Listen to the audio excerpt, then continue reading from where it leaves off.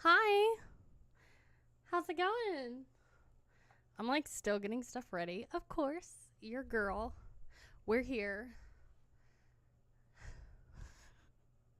Please suggest one song from each to check out. Oh my gosh, for the little poll we did. Here, let me. We got this. What color do we want our stay metal sign to be? Good morning, Chun-Li. Hi. Oh, you guys probably want some music, huh? I'm telling you, I'm like so on top of it this morning. How are we doing? Happy Monday. Happy Monday.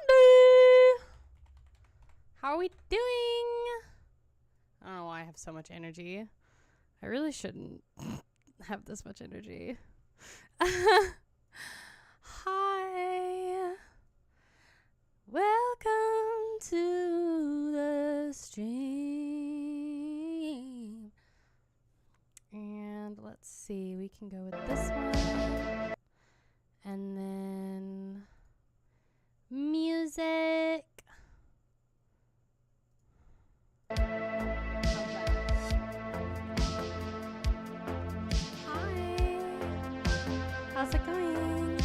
want to put, what color do we want our stay metal sign to be, y'all?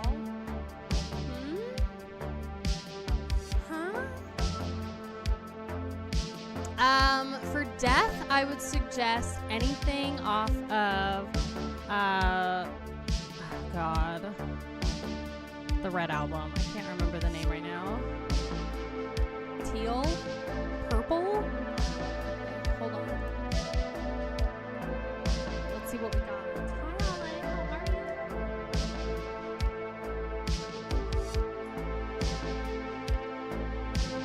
It's gonna have its raver moment. That's the color we normally go with. We can do that. We've got this, which you can't really see. There's purple, which you can't really see. It matches. It matches so much. Let's do purple goes with it too. There, we'll just have it as a dark blue. Teal, dark blue. Do you have more Napalm Death coming up? I can. I can put more Napalm Death if you would like. Sound of Perseverance, thank you. God, my brain is just, I mean, we're here for it, you know? We're having a great time. Oh, purple's good. Good. Oh, how are we doing? Any special plans this week? Morbid Angel, God of Emptiness. Hiya, Aaron. How are you? Sound of Perseverance is my favorite death record by far. Love them. So good. It's just fantastic. It honestly is. I have a game for us to play, but I've got to... I guess I don't need to export that one. I've still got to, like, get it together, because I realized, like, as I was setting up the stream that I was like, oh, it, like, doesn't work with OBS the way I want it to, so we're gonna just try it. We're gonna try it, and it's gonna be great. And this will be the third stream.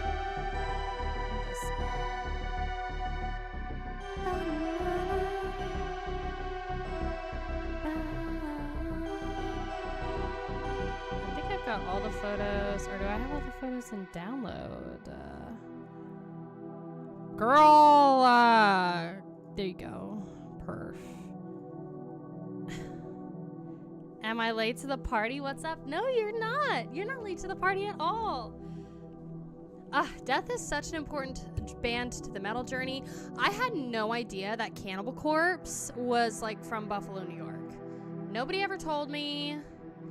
And Dyslexic Penguin was like, you could have just Google researched it. And I was like, I always thought that they were from Florida. They recorded basically everything in Florida. But I guess for, like, the time, you know, it was like they were going to... I mean, like, literally Scott Burns was there. Like, the best producer for death metal at the time was there. So... So, I mean, I can see why that they would go to Florida to do their record, you know. I'm preparing this game for y'all, so I will be... It's just gonna take a second. But I love you so much. And Spooner's doing really well if we need... Did I lie? No. I appreciate you, Dyslexic Payment, because you always give me your honesty. You call me out, and I love it. The music is blasting. Is it too loud? New York had some great bands. Suffocation and Immolation also from New York. Really? I mean, I guess I remember Suffocation. But see, that's the thing, is I never knew I never knew that they were there. From the Cannibal Corpse from Buffalo. Just never knew. It's a little. It could just also be that song in the playlist. But here, I can lower it. Let's bring it down.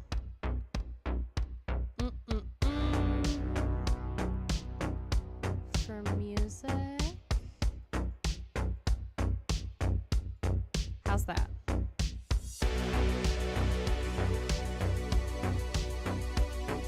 I'm from Long Island, New York. I think Morbid Angel played at a local club back in the day. Oh my gosh, really? Ah, that's so cool. Yeah, my mom lived in New York for a while. That's still loud? Really? Okay, hold on. Oh, you know why? It's probably because I've got it cranked. There, how's that? Is that better? That's probably because I had it cranked on YouTube. I apologize. Okay, see how that is. Better? Okay. Good. I love you! Thank you! What are we doing today? I got so much stuff planned. I'm just getting this figured out. Hold on. So I've got some really awesome stuff we're going to talk about. We're going to do. I've got a game for us. That's what I'm preparing right now. And yes, it's going to be very fun. Okay. So I did all that. And if it doesn't work, then we're just gonna just move on through the stream. So that's pretty much what I got going on. So I got some really cool stuff planned. I got some fun announcements, and yeah, I'm really excited. I hope that you guys are excited with me. Let's see, did I already download these things? I love you all.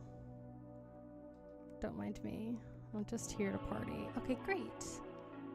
I got those all together. Awesome. So we can do the thing. We can do it. That's going to be great. Okay. Sweet. Perf. Oh, I'm here. Your bestie. She's here. It's 2:14 a.m. I just happened to wake up.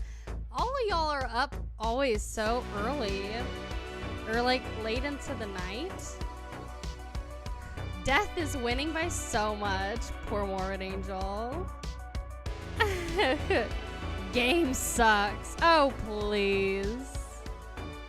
Just been in a 3-day metal festival with Cradle of Filth. Oh my gosh, that sounds so cool. Oh, you loved the video I did on Dream Theater? Thank you.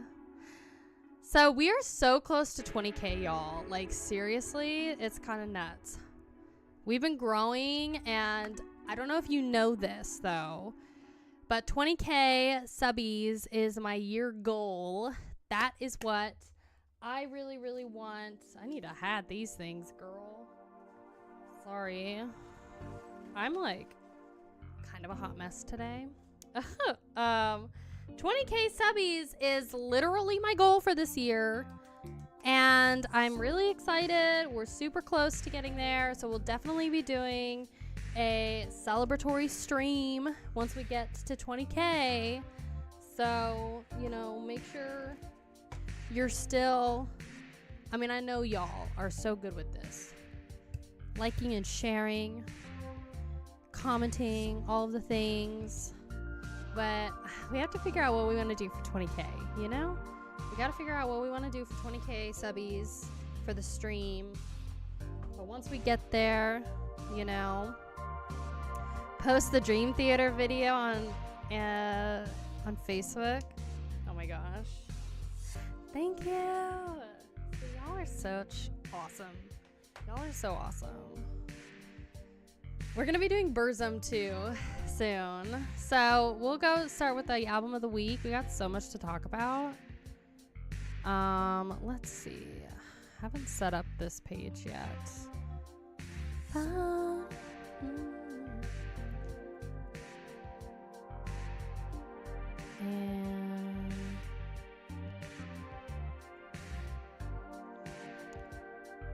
we got a lovely, lovely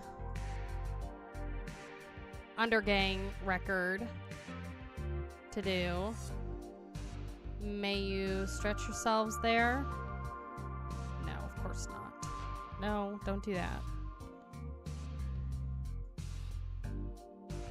There you go. You can kind of see it. Good lord.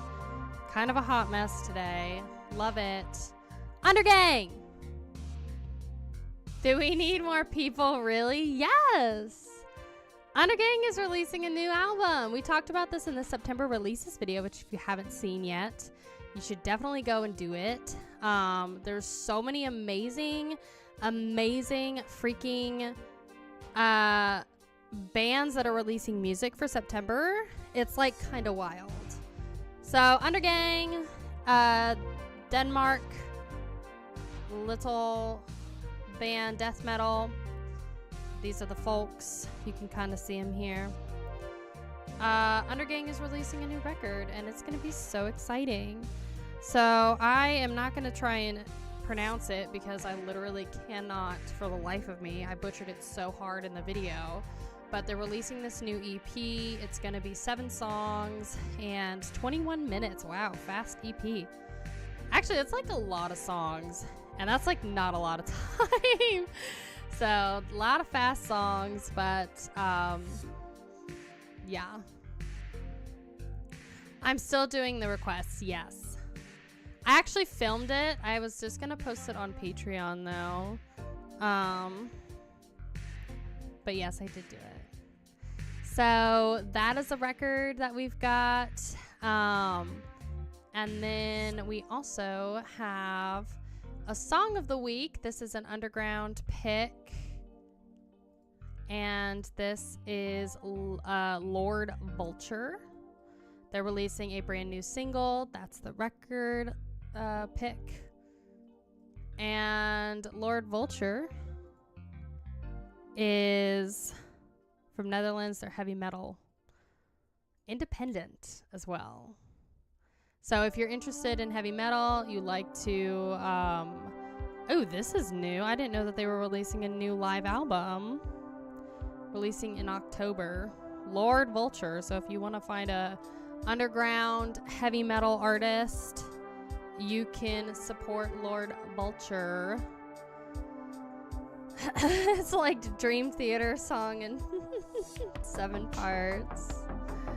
What did you think of it? I actually really liked it. I'm like still getting used to like instrumental guitar music, you know? In the Patreon tier 3 stream, we listened to... Who's that other like really famous guitar player that played with oh, what's his name? I can't even remember his name. The guy that like got into an accident and he like wrecked his voice and ended up like his voice went down like an octave. What's his name? It's the guitarist for that dude. I know it's like a lot of details. Details, but not details at the same time. This is bothering me though. Like, my actual camera is so wonk right now. Girl. How do I... Yes. There you go. Lord. Guys. Life is hard. Boom! Now we look better. Still loud background music? Really?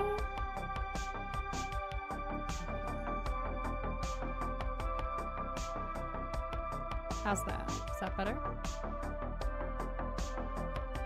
I forget what his name is. I'm blanking on all the things. Didn't want to bug. No, it's fine. You can bug me with it. I want y'all to be comfortable.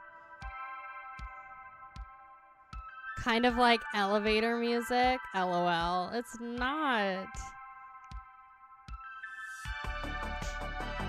Okay, hold on.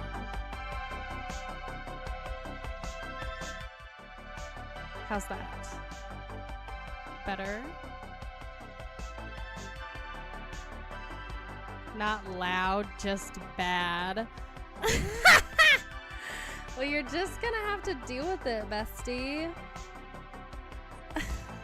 I don't have any, like, there's not a lot of, like, metal instrumental music that's, like, copyright free. So you're just gonna have to deal. It's the best that I got. It's either this or we can go with, like, like chill vibes, you know? Does it sound okay now? Hi, Squashed Eyeball, you made it. Yeah, right? I can't remember his name. I like can't remember the artist he played guitar for, and then I can't remember the guitarist's name. Hi, Maro, how are you? Can't play Judas Priest. Y'all just want me to be swimming in copyright claims for these live streams. I've talked about it before. I might just try and make a company where we've got metalcore, deathcore, death metal, and all of that stuff that's like copyright free.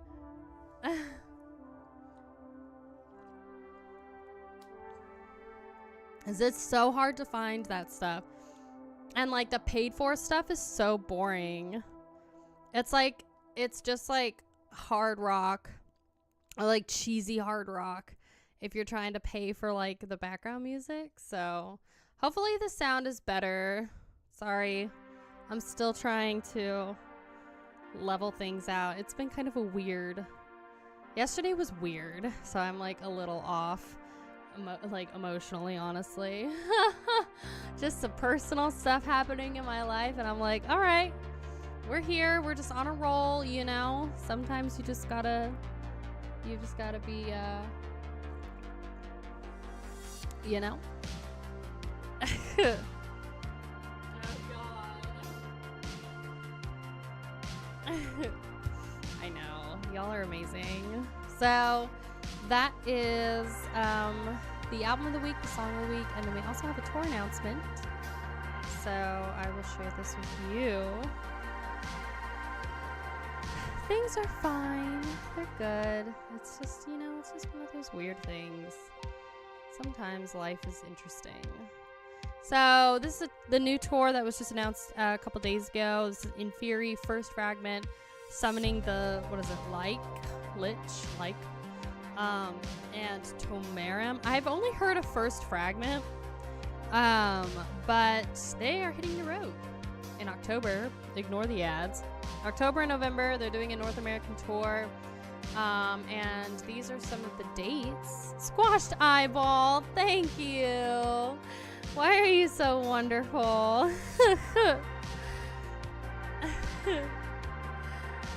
Thank you so much. Yes, it's something that you can look forward to every Monday. I do live streaming every Monday from like 9 a.m. to usually like 12 or 1 p.m. Central U.S. time. And then I'll start streaming on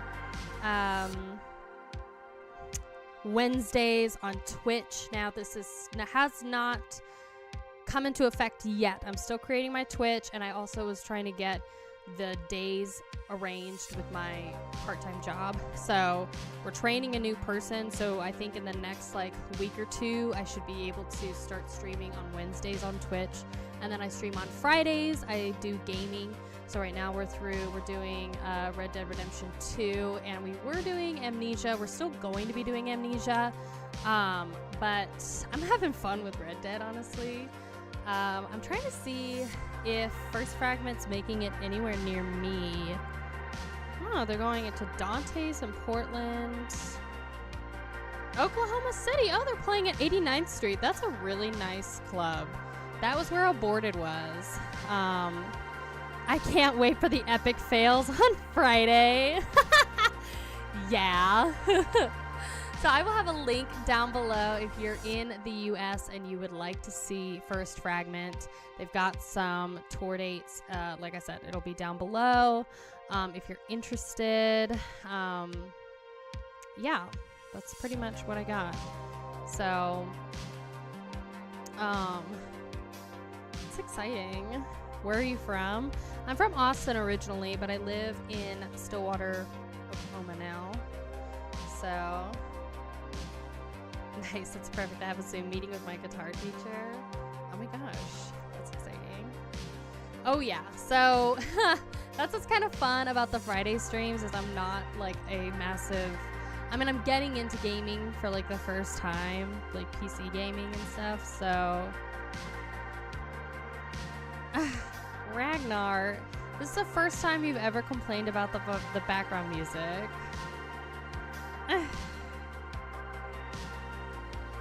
I like it, so it's saying. I mean, I can change the playlist, but this is the last Monday I can watch. Vacation is almost over. Oh no. Well, hopefully you can check out some of the, you know, the Wednesday streams or make it to the Friday streams. So, you live on the East Coast in Virginia? Oh my gosh. That's exciting.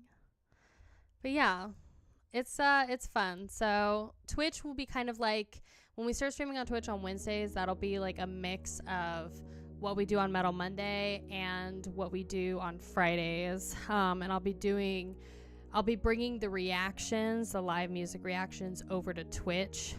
So I'm not going to be doing live reactions in my live streams on YouTube as much, if not anymore. You're being very spicy today, Ragnar. My gosh. It's fun. Hi, Metalhead Zach. How are you? It's fun to game. It's fun to be silly. And I don't do it to be like a professional. So, for day 2 of the training I'm at for work. Take care, Kaiya. Bye, Aaron. Thanks so much for being here. Get some rest. Please, get some sleep. Yeah, you know, it's fun. So Twitch, I'll be bringing more of the reactions over there because I had a little bit of a hiccup with it last time because I showed a music video. That was my first. I showed a music video. That was my first mistake. But the second mistake was picking a song that was owned by Warner Brother. So don't mess with Warner Brother or Universal Music on YouTube because they won't. They don't like it. You did a great job on the thank you. Dream Theater is really good. I'll be revisiting them soon because I would like to do some more stuff, you know, from them. So, you know, it's my death t-shirt. So, I have a surprise for you guys. I know we showed the Batman pop that I got from my job. Here's our little dude. I bought him.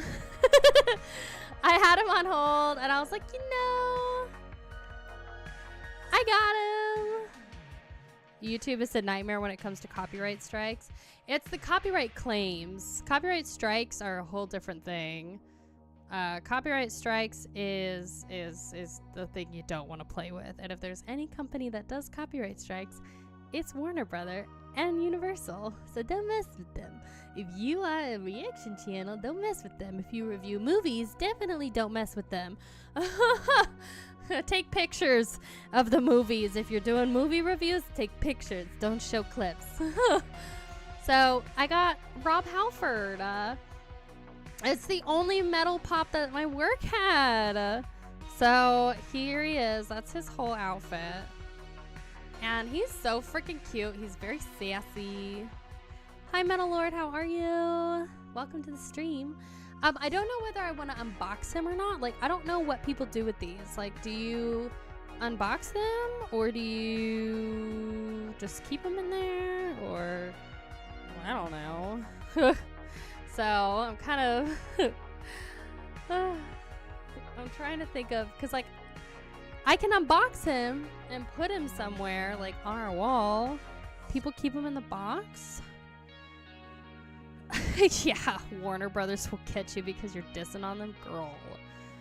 Also, I apologize if any of y'all saw the hiccup with Nunslaughter on Saturday.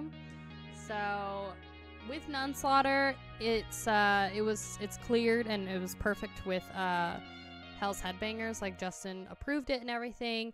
And the claims, this is what's so dumb about copyright on YouTube sometimes. It's like, the video was unlisted so that Justin could watch it. And, hi, Wicket. Oh my gosh, hi.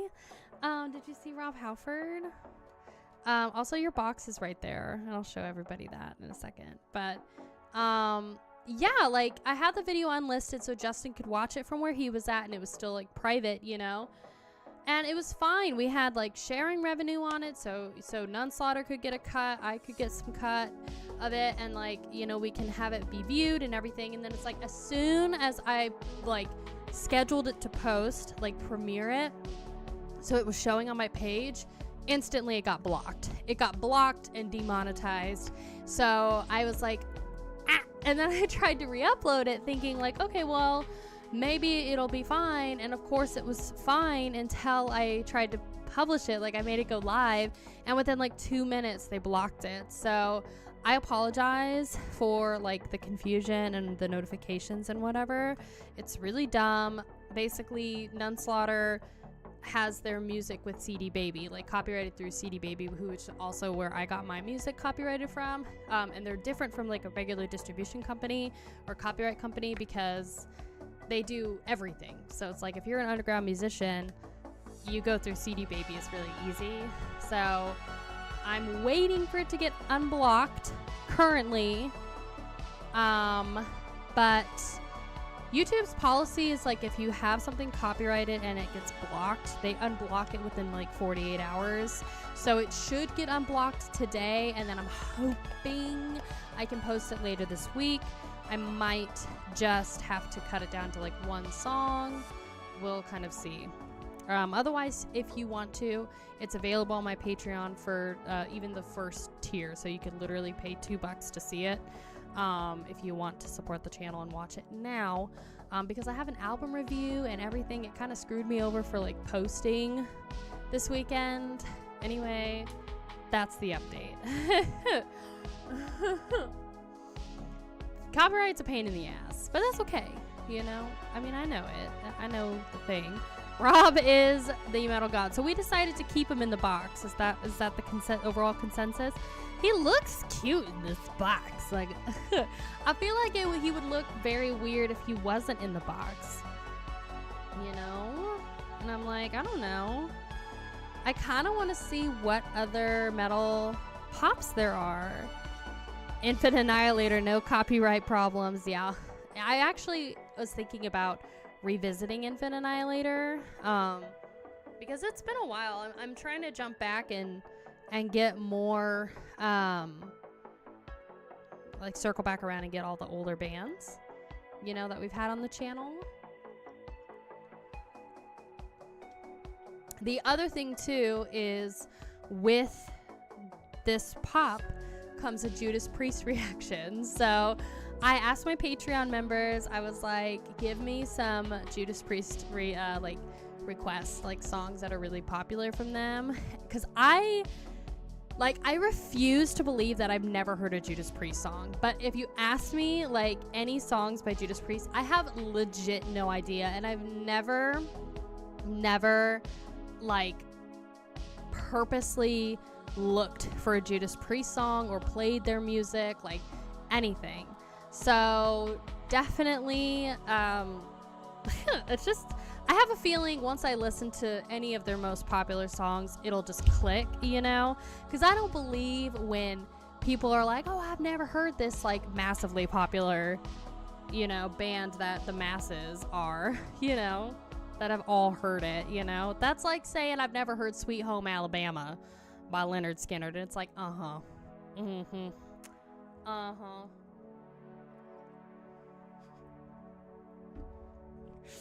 Dyslexic Penguin. Yeah, Twitch is funny. I mean, Kick is not any better. Kick is almost worse. It's a must for every single living person. I've never really, I don't know. That's why I say I refuse to believe I've never listened to them, but I honestly cannot name a single song.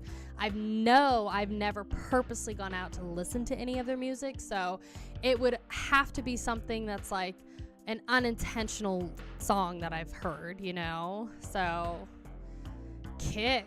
Yeah, Kick is like the new streaming platform that everybody's going to. I don't recommend that you go to it. So, that's the thing is, like, I've heard people say, like, Painkiller, that's a song, right? And it sounds familiar. And I'm sure maybe if I heard it, I would be like, oh yeah, I've heard that somewhere. But that's the thing is Metal Meltdown too. I know, it's crazy. That's why I'm like, I refuse to believe I've never heard them. So I'll be doing Judas Priest reaction here very soon. So, and all of the Electric Callboy fans, they were sassy.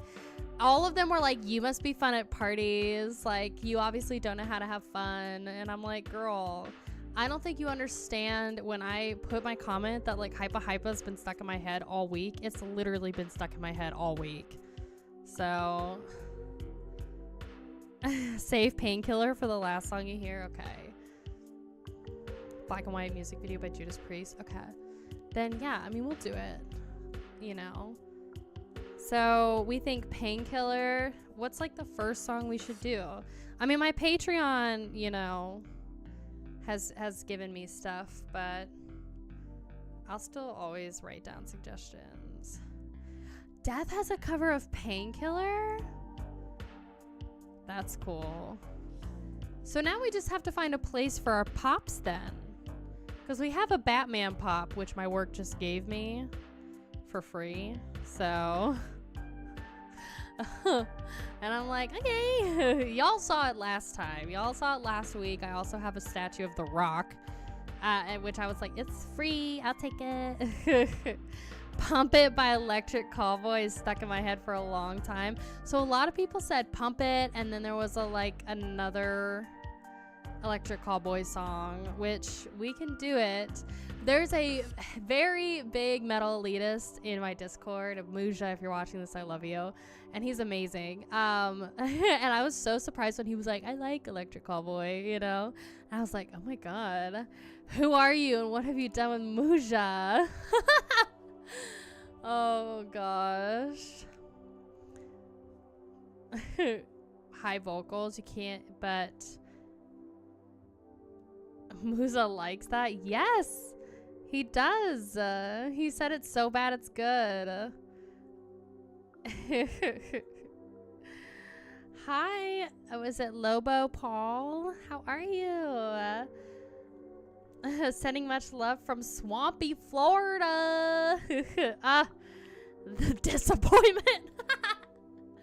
I know, he's pretty crazy. I love it. So exciting that you're from Florida. I wish I could have been around in Florida during that time when like death metal was at its peak, you know? I don't know where we're gonna put our pops now, y'all. We are running out of space on this wall, like actually. But yeah, and then somebody else said that I should check out We Butter the Bread with Butter or something, and I've heard of that band, and I'm like, girl, that is, I've talked about this before too. That is a band name that you create when you are stoned AF. That is a band name that you create when you are rolling off your ass on the couch and you're literally just not even doing anything. You're in your underpants, like windows open, summertime, fans on you. Like that's the vibe I get when you create that band name. And I'm like, all right. Better the bread on. Yeah, you did. And I also knew about that band anyway. Run across the top making like a border. Oh God. Yeah, I could put them above, but then I don't know.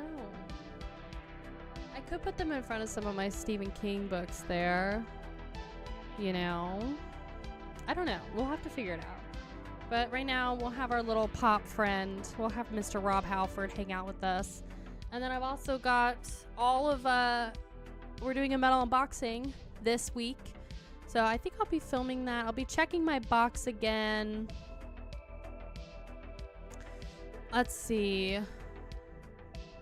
Probably Thursday, and then I'll immediately film it, and then I'll have the metal unboxing. I'm scheduling it to post on Sunday, so I'll check the box on Thursday one last time and film it. Thursday this week, I go to an Exhumed show, and I'm gonna go see the Cavallera Brothers. That's gonna be so freaking fun. I'm so excited. I'm trying to hit the quota of like seeing a show once a month so that there's like constant metal concert vlogs, you know. So there's a band whose name is Wheelchair, all 4 wheelchairs in the name. All right, so we're gonna write that band down.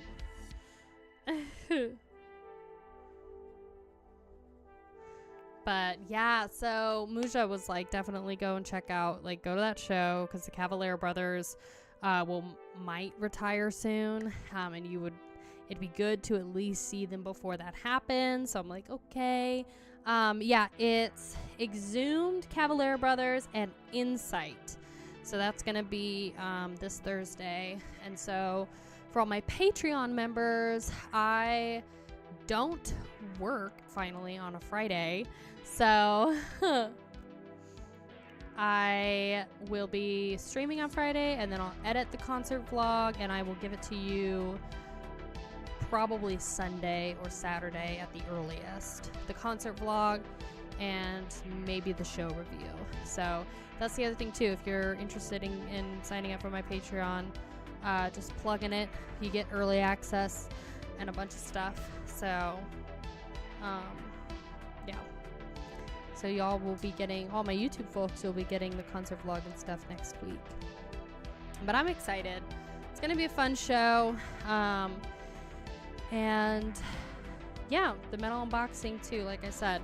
This big box is from Wicket. That big thing. That's all from Wicket. And he told me that he's got concert tickets in there for next year. So, is Spirit Box before Spirit Box? What do you mean? Got confused. The Spirit Box one is I wrestled a bear once. Oh my gosh. I thought that was Slaughter to Prevail that wrestled a bear.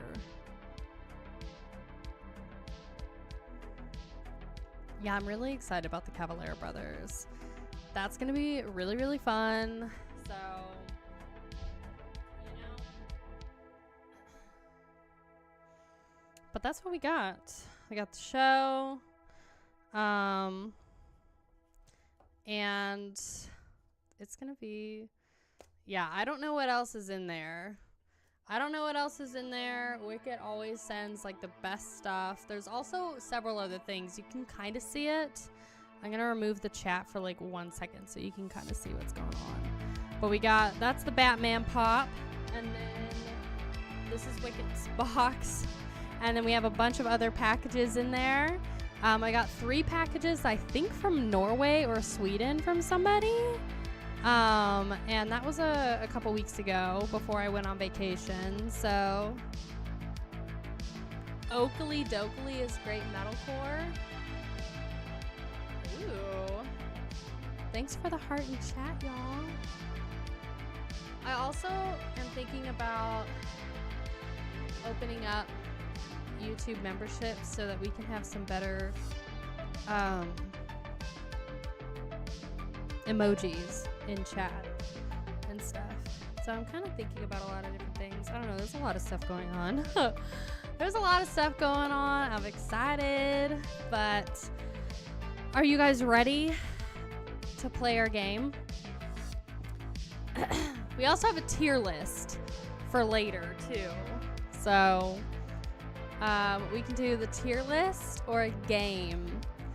But I'll tell you this, the prize of the game is y'all will get to pick what we listen to next. So like what I react to next. Now you do have to all agree on a certain band and a song, but y'all will get to pick. So that is the prize if y'all win this game. Or we can do the tier list first. It's up to you. But I think we should play the game. Dyslexic. Oh no. Oh yeah. Oh yeah. I should get sound effect of the Kool-Aid guy. Game time. We want to do the game. Okay. Sounds good. All right. Let's see if I can open up all of these. And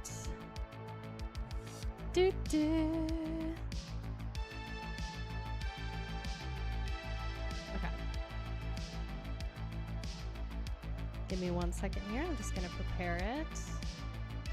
Are you guys excited? Dang it. Dang flabbit. Why does like technology have to be so hard? Like I honestly don't understand. I wonder if that opens up all of them. It does. Okay, great. For the love of everything that's good and true, computer, please behave. This is why I need to get a second monitor, y'all. Like, for real. I'm hyped for this game. The Kaiya has spoken, so... I'm having PTSD flashbacks from that 100 bands tier list. That was a lot. We're never gonna have a tier list that's that big ever again, so don't worry. Okay? Alright, so the name of this game is you have to guess the band just by the album cover, okay? So I'm going to show you, we got 10 album covers. I'm going to show you the covers. I've blurred out some of the names, okay? And so you have to guess what the band is, and you have to guess the album title.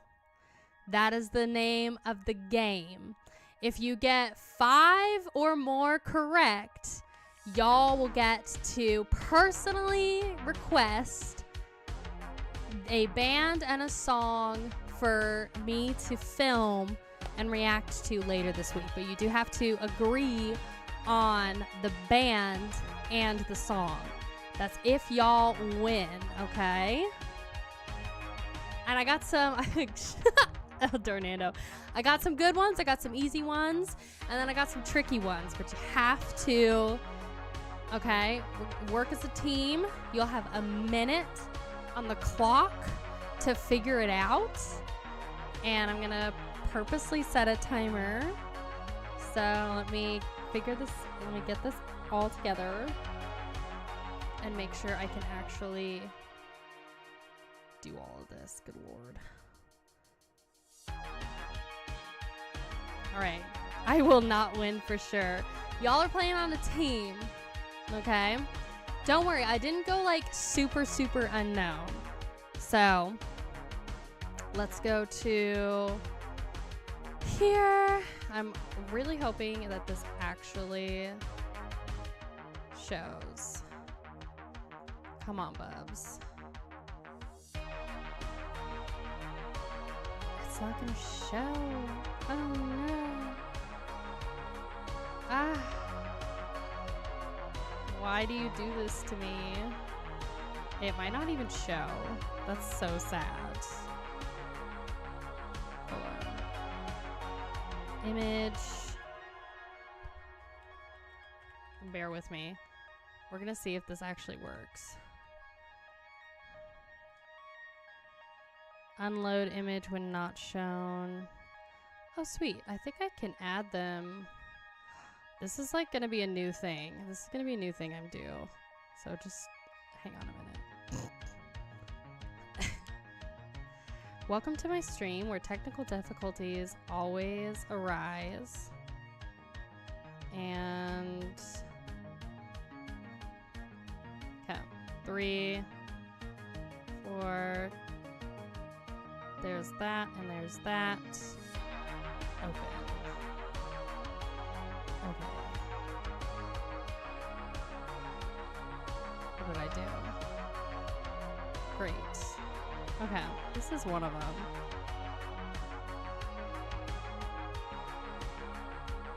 Hold on. Oh, I figured it out. I figured it out. Perfect. I'm a loser. Hope not. What? What? What? Just ignore me for a second. I love you. Don't judge me. Image. Create new. Yes. Okay. Okay. Here's the first one. Are we ready? Okay. I figured it out. Are we ready? Timer starts now. This is your first one.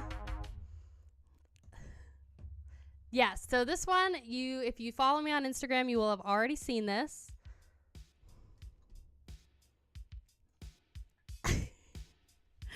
You will have already seen this. This is a cool feature. I haven't seen the photo feature. And I'll give you a hint. It's black metal. Elvis Presley horse with no name.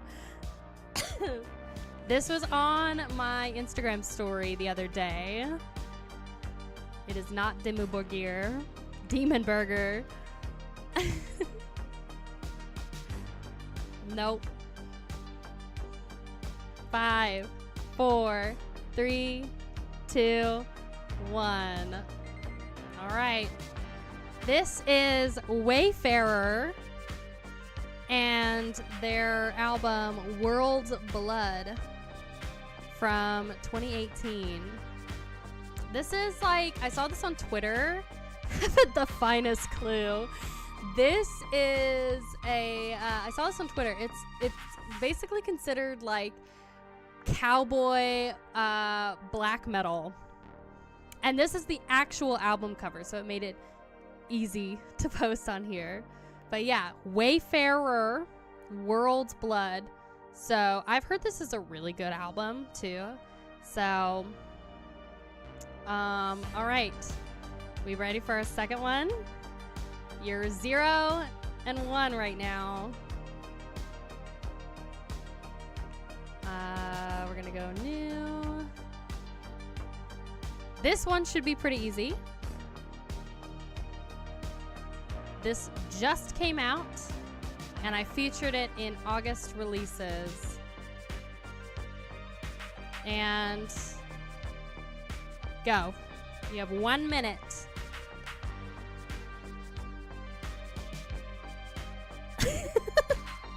El Dornando. I'm glad that this photo thing is working, girl. It is horrendous. You got it. Perfect. Okay, so you got 1.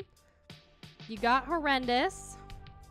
This is their brand new album from this year, 2023 of August. No, I think it was July or August. I think it was August.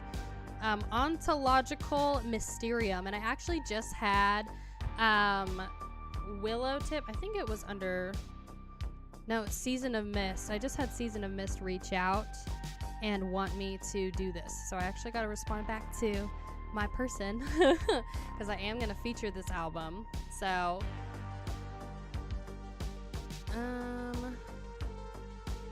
let's go to a new one. Are we ready? I was going to the video to try and see. You cheater. This one might be a little tricky, but I will give you a hint. It is also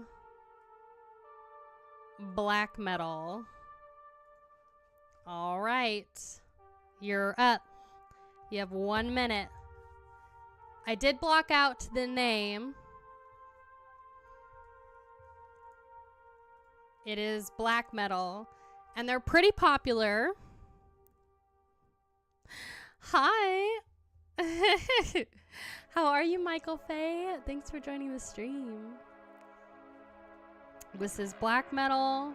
They just released a brand new album this year. This is an older record of theirs, though. You got 26 seconds. I will never get an OnlyFans. No. Any guesses? Nope.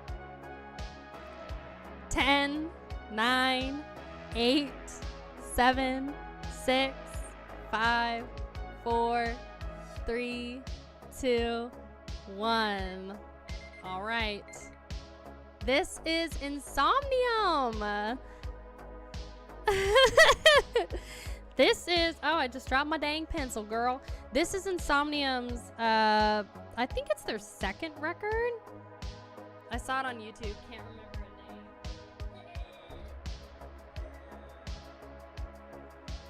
Ugh, sorry, demon birth sounds. I dropped my pencil. All right, this is Insomnium's 2004 record, Since It All Came Down. And yes, the black, obviously this black circle is me blocking the name. And a name as big as that. Don't really get up to date on releases. This is an older one, but Insomnium just released Anno 1696, which I am gonna do. I'm telling you, some of these are a little tricky. All right, next one. You're 1 and 2 right now.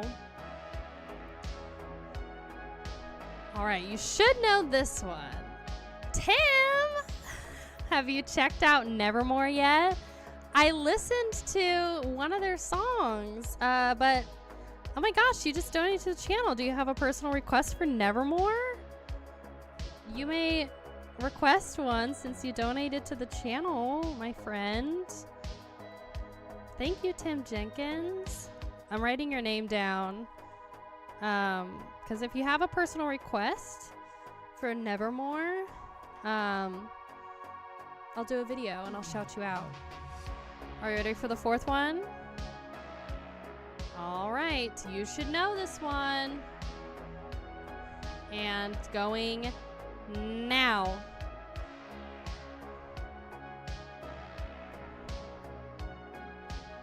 I'll give you a hint. It's also black metal, and they're split up. Yep, you got it. You got it. This is Dissection, and this is their 1993 record, The Somberlin. So y'all are 2 for 2, basically. The Somberlin Dissection. Or yeah, The Somberlin by Dissection. Yep. Hi, Justin. I was wondering when you were going to come here. You want to do Born by Nevermore? You got it. So I will make a video of that. Tim Jenkins. So that will come out. I batch all of my content on Tuesdays. So that should come out later this week. Or early next week. It depends on what's going on. You had a doctor's appointment. I'll plan for Friday. I'll try and plan for Friday. This looks like that King Diamond record, right? It does. So if you're new, Justin, or you know, if you're new to the stream, we're playing a game right now. You got to guess the band by the album cover. The winner. Thank you, Tim. I appreciate that so much. The winner, if y'all win 5 or more, you get right, you all get to personally request what I react to next for the channel. So you do have to agree on a band and you have to agree on a song, okay? All right. Let me delete these 2 images real quick. Wow, I'm so happy I figured out this image thing from freaking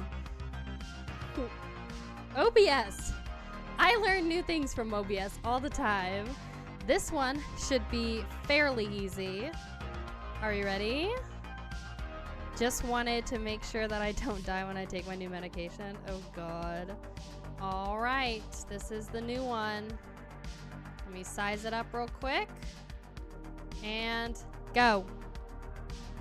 You're 2 for 2 right now.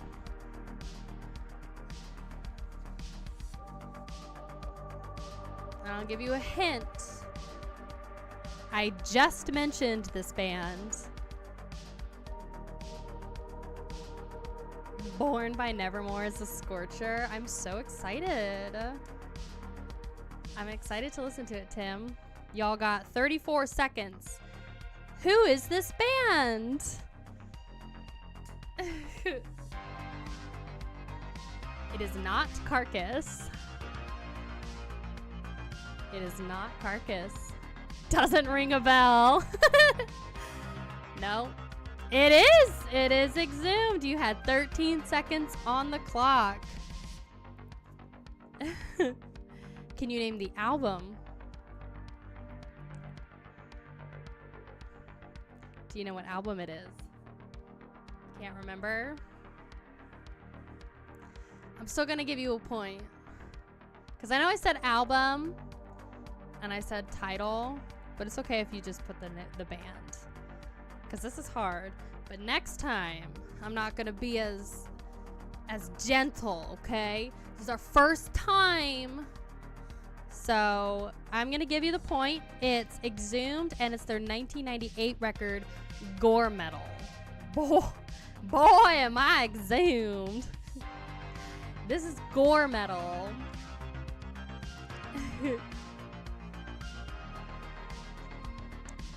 All right, y'all are doing good. You got 3 for 2 right now.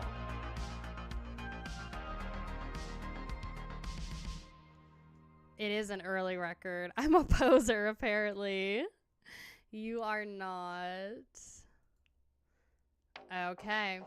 This one might be easy. It might be hard. All right. Once I get it sized up, you can make your guesses. All right. And go. You always have to gentle through the first time. Power Trip. Yep. 5 seconds into it. Y'all are doing so good. This is Power Trip. What's the name of the record? That's the other one. Yep.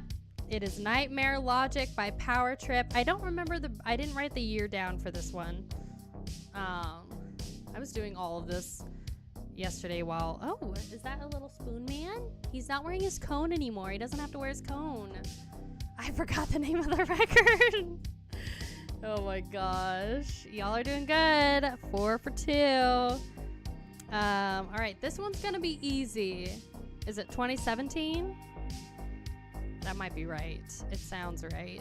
This one's gonna be easy. If you don't get it, I will honestly be shocked. Okay? And once I get it sized up, you can start making your guesses. Hold it, hold it, hold it. It's really glitchy. Go. You have 1 minute. Yep. You got it. Yep, I knew that one was easy. I was giving that one to you for free. So that's 5 for 2. And that one came out, this is a trick question for me. Did that one come out 2017, 2018? Is that one that came out? Y'all are doing so good. We have 3 more. I don't think it came out last year. Because they released a different, they released an EP last year, which I was also thinking about using, but I didn't. 2021, there you go. Excuse me. I think it was either last year or the year before. Yeah. God. I feel like the pandemic made life so, like, I don't know. It's just like a blur. Anybody else feel that way? All right. Here's the number 8. Y'all are winning so far. Don't make your guesses yet. Don't make your guesses. All right. Now you can. 1 minute on the clock. Time is all messed up since the pandemic. Bye, Metalhead Zach. This is, yep, Infant Annihilator. Y'all are correct. 2020 was the worst year ever. It was rough. It was rough pickings for a lot of people. Yes, keep a lookout, Metalhead Zach, for the Nevermore video. Thank you so much to Tim Jenkins Guitar for donating to the channel. You are so amazing. $666.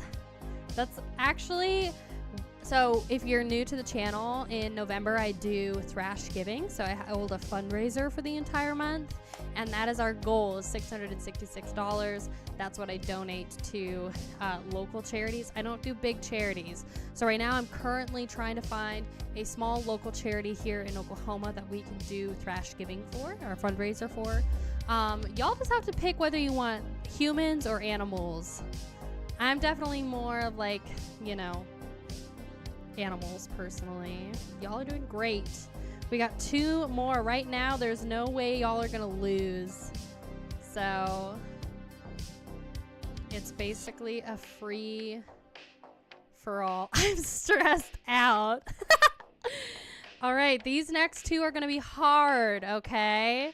They're gonna be difficult, so you've got to, you know, if you really know your music, then you'll know this, okay? Don't make your guesses yet. Don't make your guesses yet. And let me get the timer. Now, you have 1 minute on the clock.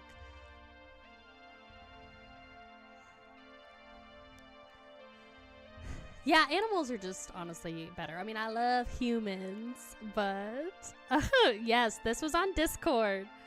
So if you're in my Discord, you saw this. The black boxes are me, you know, blocking out the name of the band and the album. So who is it? I will give you a hint. It's Japanese heavy metal. Metal Lucifer! Yes! You got it! What album name, though? What's the album name? Look at what's in the photo. You got one! It's, this is Metal Chainsaw by Metal Lucifer. And Magpie actually put this in the Discord and said this was really good, cheesy Japanese heavy metal that we should definitely listen to. So y'all are doing so good. You're at 7 wins right now. All right, you got 1 more. There's no way you can lose, so start thinking about what we want for the channel. But I'm gonna be a trickster. No, I'm not. This one, y'all deserve it, so I should have a tiebreaker though for the next time we do this. All right, this one. You ready? You ready?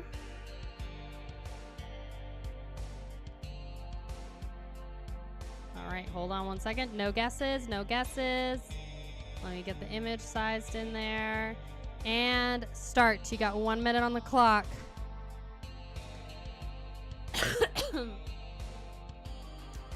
Who is this band? I will give you a hint. I've had this band's most recent album on my channel last year and said it was one of the best records that came out last year. They are kind of underground and they're signed to Willowtip.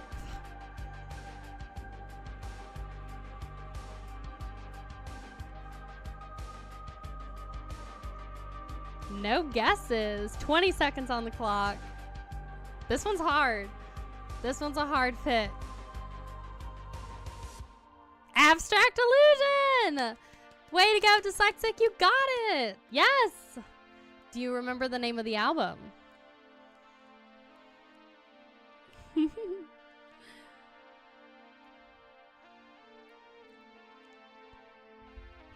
The name of the album is Illuminate the Path. This is from 2016.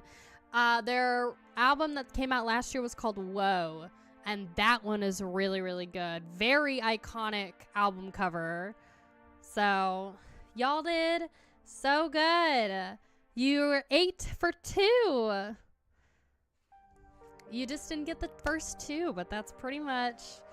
You win! You won! Yay! Congratulations, you guys. I just got because of the hint, to be honest. Yeah, my hints were good. All right, so now you have to think about what we want to... What y'all get to pick. Your reward is you get to pick what band and song I get to do next for a reaction, okay? So,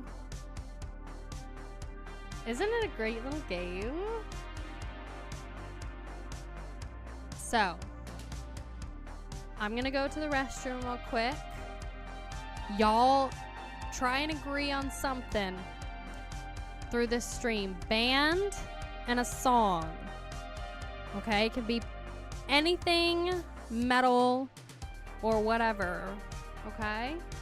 I will be right back, and then we'll keep going, okay? I love you.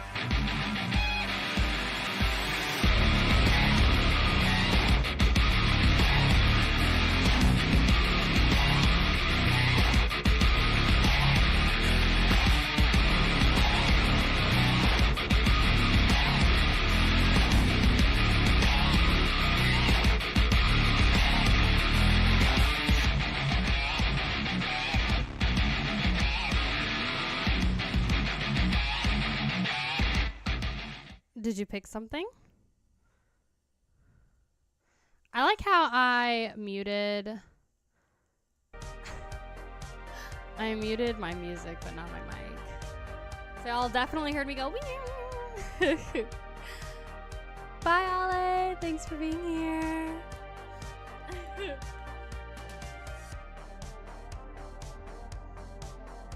Belphegor, you gotta pick. Everything is leveled, right? We got music. Oh, that's why it's so loud. I am so sorry. The music was so loud because I had the desktop audio still on. Get wrecked, me. I'm so sorry. How's that? That must be better.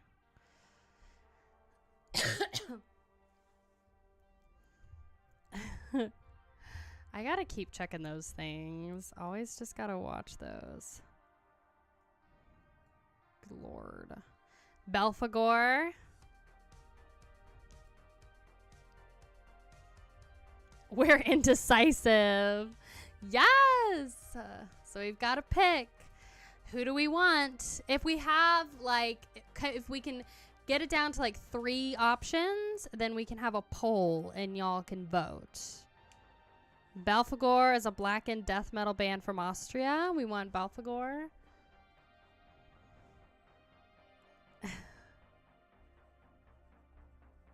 Belphegor.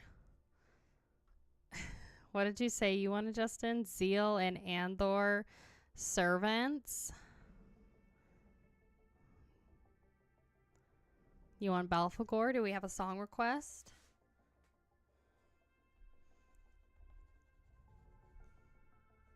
God, every time they take out the garbage in my apartment complex, that's like the loudest thing in the world. Y'all did so good. Congratulations on your win.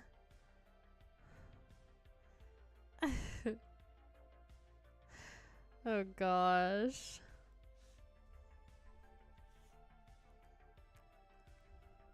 Hell's Ambassador.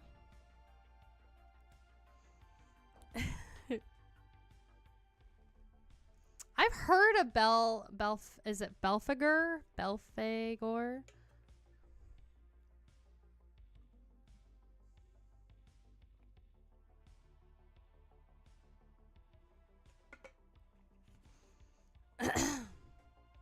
You gotta pick the next thing. The second one. Belphegor. Belphegor.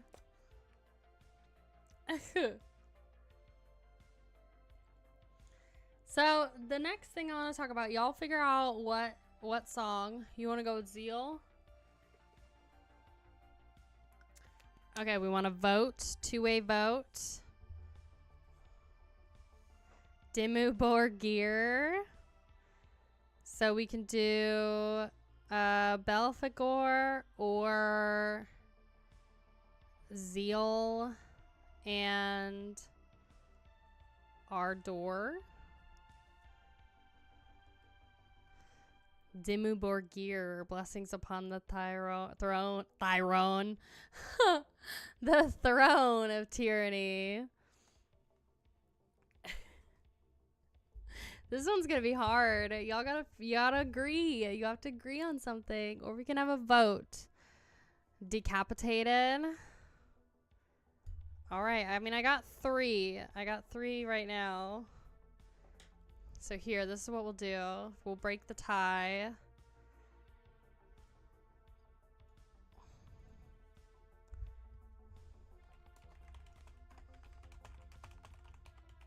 Which band for a reaction? We can do Belphegor, Zeal and Ardor, or Decapitated. That is absolutely not even how you spell decapitated. Tyrone. There you go. Whoever wins. I agree. Yes, I think we're all going to agree. This is the winner. This is for your reward. Let me have something in life. Decapitated. Oh my gosh. Who do we want as the next reaction on the channel? This is your reward. If you're new here and you didn't play our game, chat basically won. Tornado. Chat basically won the guessing game. So their reward is they get to pick what band and song we do next. Tornado, you're so cute. Hopefully the music level is better now. I apologize. I definitely didn't check the desktop audio button, which is why it was so freaking loud. Disgraceful. Oh, Lord.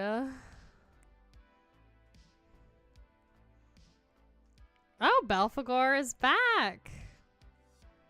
It is back. All right, y'all. So the next thing I want to talk about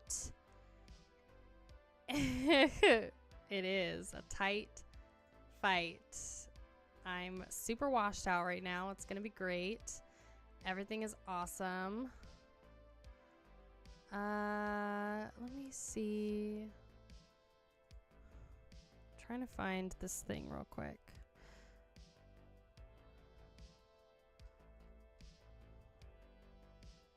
Give me 1 second. This is going to transition us to the next thing. All right.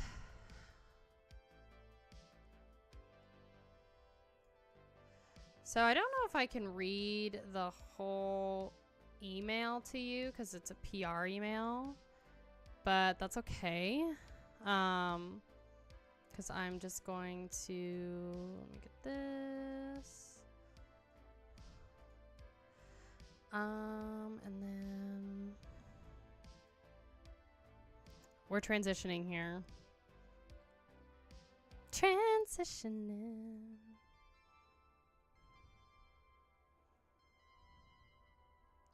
So, let me open this.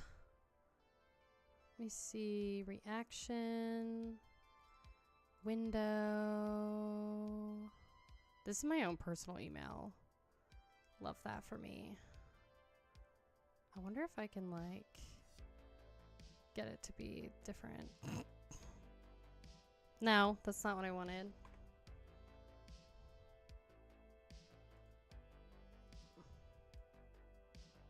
Dang it. Why does it all have to be grouped? Victory. I can't see the poll. No. I just want to, like... There we go. Ah, yes. I have succeeded. Being a streamer is hard. It's tough out here, y'all. It is tough. I wonder if there's a way I can. Just don't judge me. Don't judge me. I'm setting it up for us. Okay. All right. So, welcome to the stream. If you're new here. God. I don't know if I'm supposed to show this, but I am showing it, so just deal with it. AI metal is back. We got it. AI metal is back. Now, we talked about this band, Frostbite or Kings, a bit ago. And now I received this email from the Metalverse, which we'll talk about. It's basically the label / management company for these... I mean, it's just like a basic email anyway. But Metalverse is basically the management company / label for these AI bands. We talked about this before. Frostbite or Kings is like the most popular AI band and like really the kind of one of the first AI metal bands to hit the scene over the last like year. So, this is just interesting. And basically... We talked about one of their first singles, and now Frostbite or Kings is releasing a new single called We Navigate. And if you didn't know how this AI worked, it's basically, they talk about it down here. This band blew up on TikTok. So they got like 800,000 views on TikTok. They've had over 255,000 Spotify streams. And over 550,000 YouTube views. Like, so many people have promoted this band, including Nick Nocturnal, Tank the Tech, Metal Hammer, stuff like that. Also, what's kind of crazy is that Frostbite or Kings has solidified. They partnered with Wacken Open Air. And the people of Metalverse actually, like, met up with the people. As far as I understand, they met up with the people of... Wacken and like talked about their AI bands and stuff like that. So these are just some of the band photos of Frostbite Orkings. So, could you wish my mom a speedy recovery? Her name is Leah. Yes. Oh my gosh. I hope she has a speedy recovery, Tom. How is she doing? We give prayers in the chat. Hearts in the chat for your mama. But basically, Frostbite Orkings.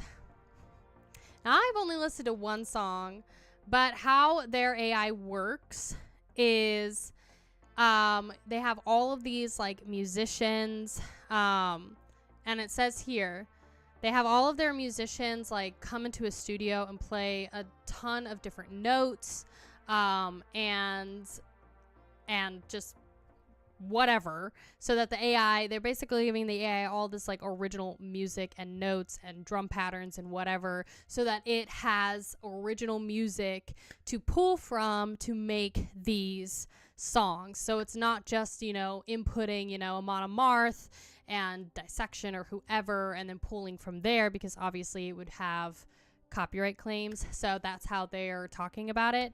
But they say the revolutionary compositions brought to life within this realm was crafted by an artificial intelligence system. All training and production data and all software systems have been developed in-house. This ensures an IP and copyright safe output, of which every note is an original creation, providing artists with copyright assurance and pushing the boundaries of AI-driven music. These are the Metalverse people at Vakken, promoting Frostbite Orkings. Now, Frostbite Orkings, they're releasing this new song, like I mentioned. It is called We Navigate, and they're going to be announcing a brand new album in 2 weeks. So this, I just got this email like the other day, so I'm kind of interested, and I'm like, okay, maybe I'll this poll is a disaster.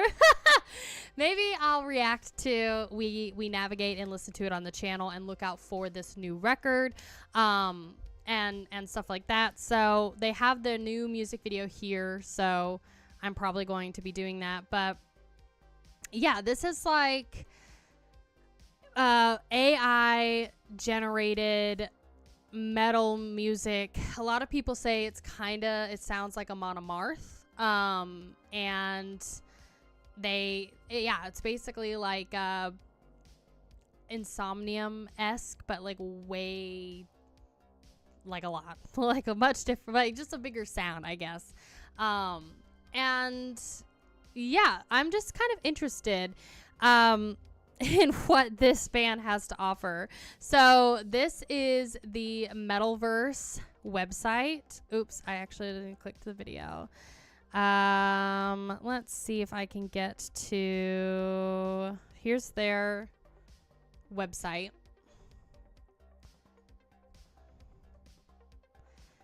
And this is the Metalverse site. Hey y'all. Hi all new people. Welcome to the stream. This is, like I said, the label / management company for these AI bands. Now, up here at the top, it says like about, which you can't really see, but I'll move it so you can kind of see it.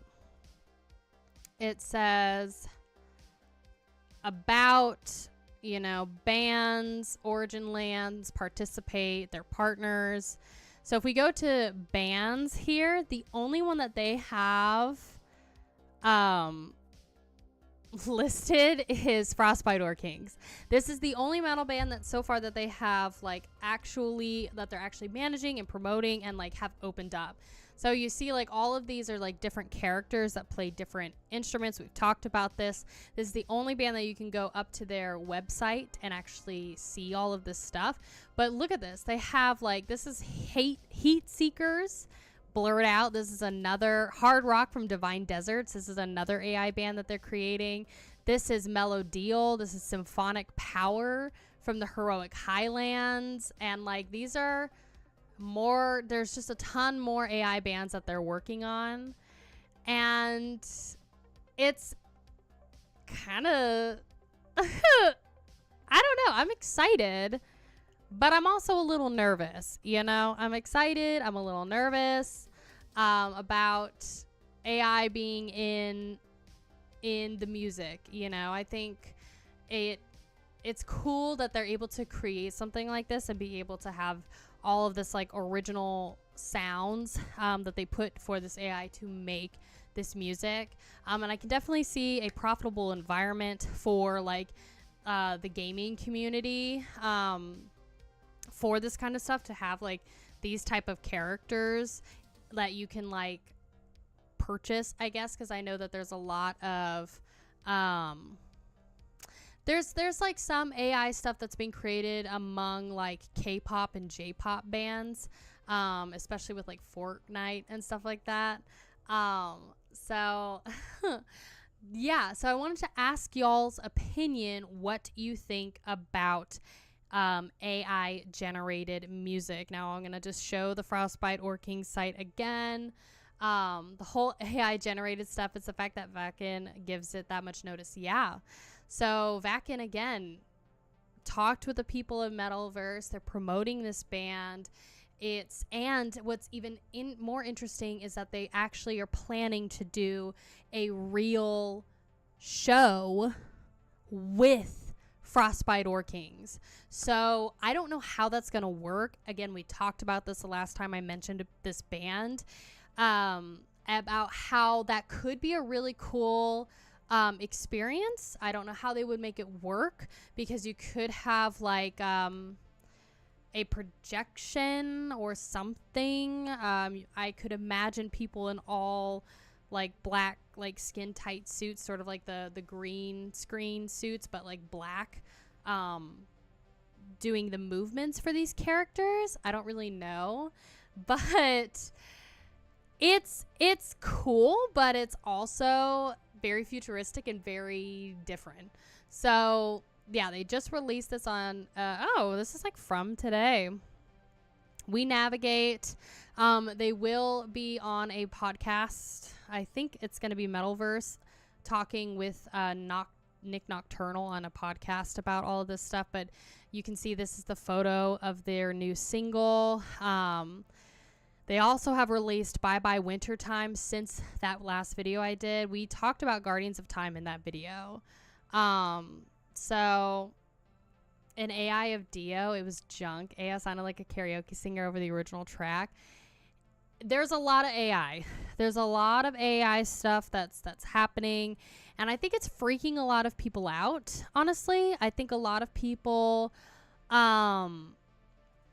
it's just very futuristic. You know, it's scary because, you know, I think a lot of people just don't understand it, and I also think that we're seeing it a lot in terms of like memes and little videos and stuff that people are being able to create. So it's definitely, I don't know how to feel about it. But our girl, Floor Jansen, did recently talk about this.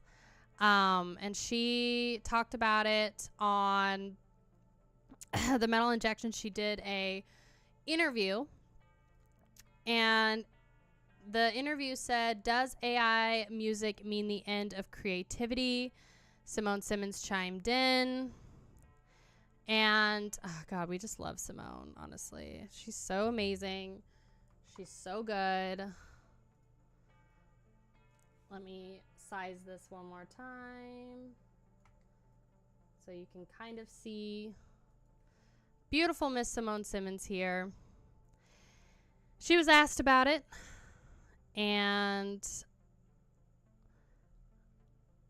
yeah, she basically said, we talk about it amongst each other in the backstage with our colleagues and other creative people. Some have bigger worries than others. I myself try to adapt as good as I can.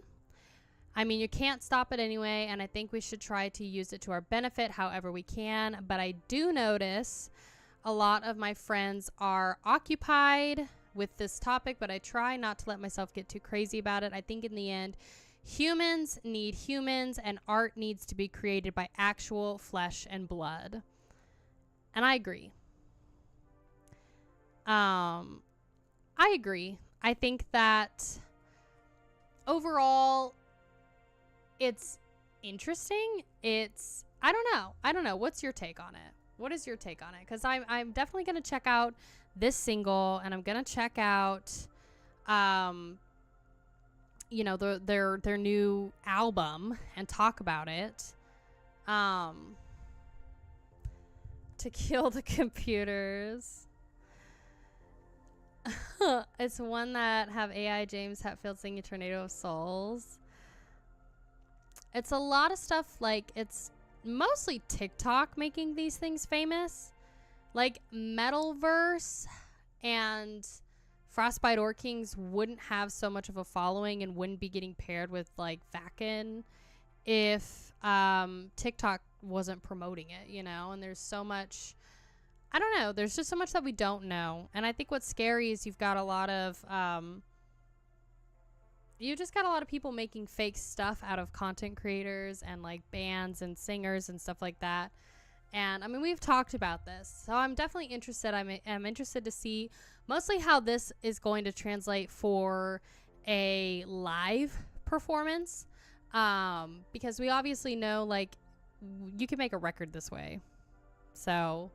it's fine. Like, yes, create your AI generated record. That's perfectly fine. But how is it going to translate to a live performance? Because I don't think AI is never going to replace the creativity of humans, you know? And I agree with Simone Simmons. Like, humans need human art that is made, like, with flesh and blood. And I agree. So... I think this is going to have more of a following within, like, the gaming community and the NFT community. If you remember those, like, maybe this AI music is going to be the new NFT sort of popular thing, because I feel like that's kind of the same crowd. So, but you have to let me know. Decapitated is right behind. So we're going with Belphegor, that's our winner. In different settings like that. Hear the same stuff for so long. That's why I usually skip singles when they come out. Advance current technology not to replace humans. I agree. Femme fatality. So I think that it's like, that's the other thing too, is that is scary and scary for a lot of people, is AI is replacing humans in a lot of different ways. So it's uncharted territory.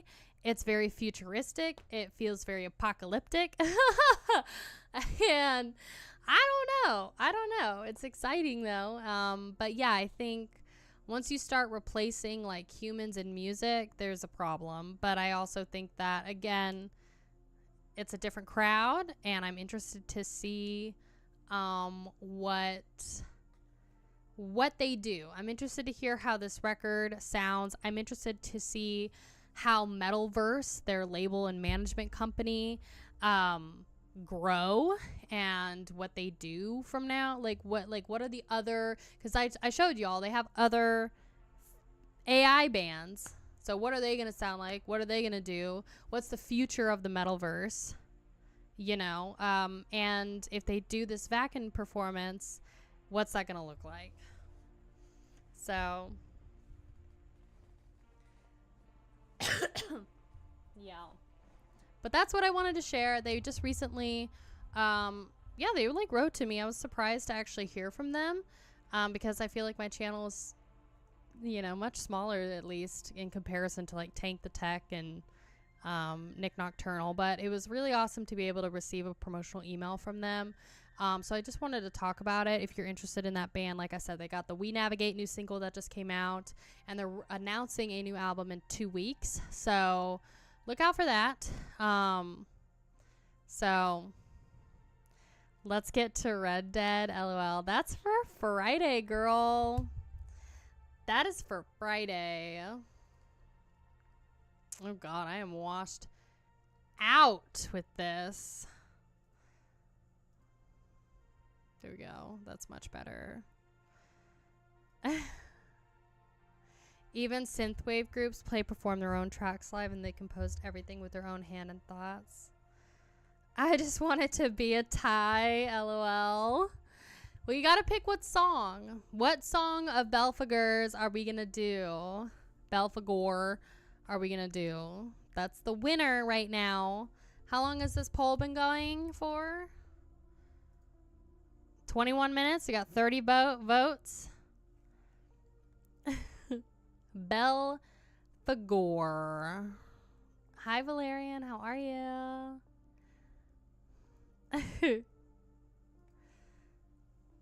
I feel like it's going up and go down. Oh!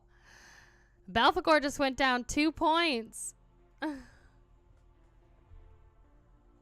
Hell's Ambassador or Stigma. Hell's Ambassador.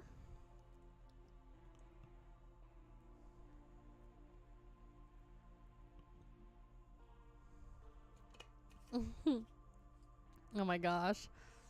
The Hobbit. I have only seen the first Hobbit movie because it's painful. That whole Hobbit series is like wicked painful.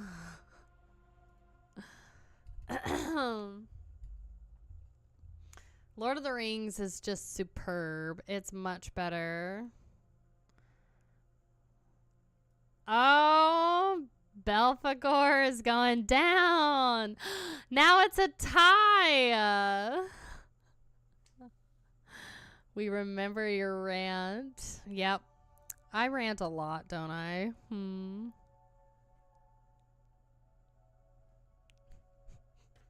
Tornado's gonna be so sad. Now we're at a tie, so y'all have to figure out what you want. Belphegor or or Decapitated. But and if we don't have if we can't break the tie, I'm just gonna pick. So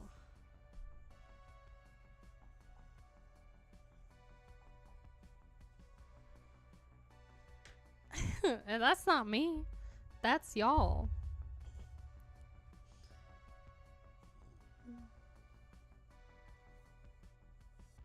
You gotta make sure you vote. So we can do I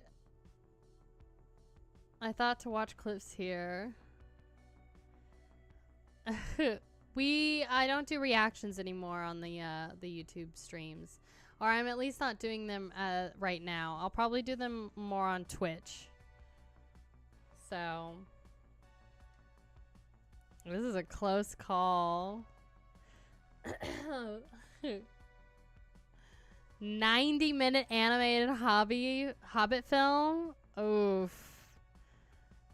You know what happened last time you broke a tie? I picked Candlemas. I picked Candlemas as my tiebreaker.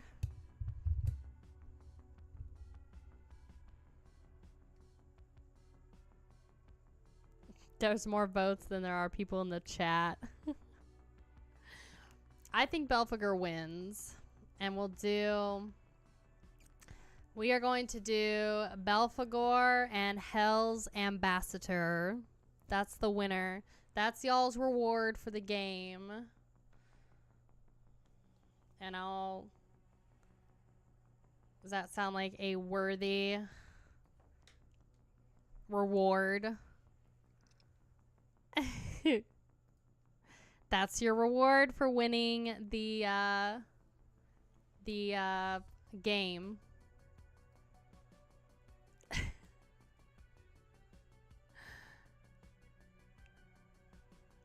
Something about tweets? No.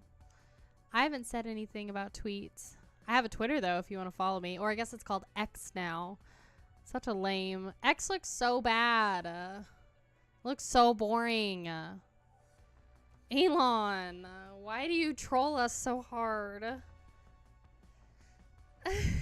Belphegor for the win. Hell's Ambassador is your reward for doing so wonderful in our game. So, I've got a video pulled up. It was a tie. Well, Belphegor was winning for a long time there. So, Twitch. Yes, I'm doing Twitch. I will have it set up within the next couple weeks. Excuse me. Because I'm waiting for a coworker of mine to get trained up so he can open, so I don't have to open on Wednesdays, and then I'll be Twitch streaming on Wednesdays. And we'll be doing reactions, and like I said earlier, the Twitch streams will be a mix of what we do on Metal Mondays, and then there'll be a mix of what we do on Fridays. So we'll be playing like video games and hanging out and talking about certain things, you know. So thought I had a hair on my Mac. I got a video of Glenn Benton of Deicide. There's an interview of him on the Garza podcast, and I really wanted to watch it. It's 58 minutes long, but there's certain parts of it that I would like to watch. So, who wouldn't want an opening shift? Me. Girl, I do all of my channel stuff in the morning. I'm like way more productive in the morning than I am at night. So I do all of my filming and all of my, you know, everything, editing. That's why I stream in the mornings, because I'm definitely more of a morning person. And then I close. I like to make sure I just close, because I like after 3 p.m. This is just my schedule as a content creator and whatever. It's like after 3 p.m. I'm not as productive. So I'm like, let me just do closing shifts, you know? So set up with Streamlabs. I use OBS Studio for Twitch, but see, I still have to like figure out, it's the alerts. Morning people, that's me. We're rocking the Scream Bloody Gore today. She's like tucked into my shorts. But it's got the, you know, Scream Bloody Gore down below. So, not productive, goes to work, yeah. I basically work two, like, part-time jobs. Actually, YouTube is like a full-time job, especially with these daily videos, girl. It is the same as your logo. I know, I saw it, Valerian. So, I liked it. Death is one of my faves. My channel name on Twitch is imakaiya, so it's the same as what's on YouTube. And I will be getting it ready. Like I said, I'm actually going to be double checking the schedules, because I just let my store manager know about the Wednesday change. So I will probably be streaming on Twitch within the next week or two. It just depends on when he's made the change. But in the meantime, I'll be getting all of my alerts and everything set up. It's basically going to look like this. But we're going to have fun Twitch alerts and like all these types of things. So I must de-stress after the poll. Bye, Darnando. So it's going to be really fun. So we've got an interview with, let's see, Glenn Benton, and I really want to watch this because Glenn Benton, if you don't know, is one of the lead singers or the lead singer of Deicide, and there's this really awesome podcast with, it's called the Garza Podcast, and yeah. Basically, the Garza podcast, they have had Cattle Decapitation. They had Travis Ryan on there. They had Dying Fetus, like all three members of Dying Fetus on his podcast and everything. And I just thought that was so cool. So I wanted to watch this interview. And bear with me as I resize it, you know? Because that's where we are right now. Especially because I have been a lot more fascinated with, like the Florida death metal scene and like what's kind of going on with it, you know? So, let's see. I think that's fine. There you go. You see it? I kind of want to like get rid of the bottom here. There we go.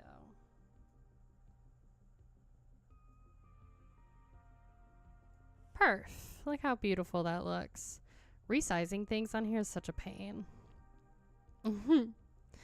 Yes. Now, depending on how the pacing of this goes, we might not watch the whole thing. But I'll check the volume here real quick. And Man, we're all, like I say, man, it's more of a comedy do it to about here. show behind the scenes than it is. Where those vocals or maybe like a drum part and then just fucking hooks you in there. How's the volume on that? Is that fine? Those hooks inspire me, man. That's what inspires me is those hooks, man. I gotta hear The screen looks good. Inspired lyrics. Thank you. Agenda, man. Ever since I was a little kid, I knew what I wanted to be. How's the volume? Because they help you get the heaviest tone possible. Bit low? Turn it up? Okay. How about Head now? over to emgpickups.com and use my promo code HEAVY at checkout and get 15% off. And then once you write the heaviest song of all time, head over to distrokid.com/VIP/Garza. Cool. So, okay, great. So, yeah, if you're new here, it's Garza Podcast, and this is,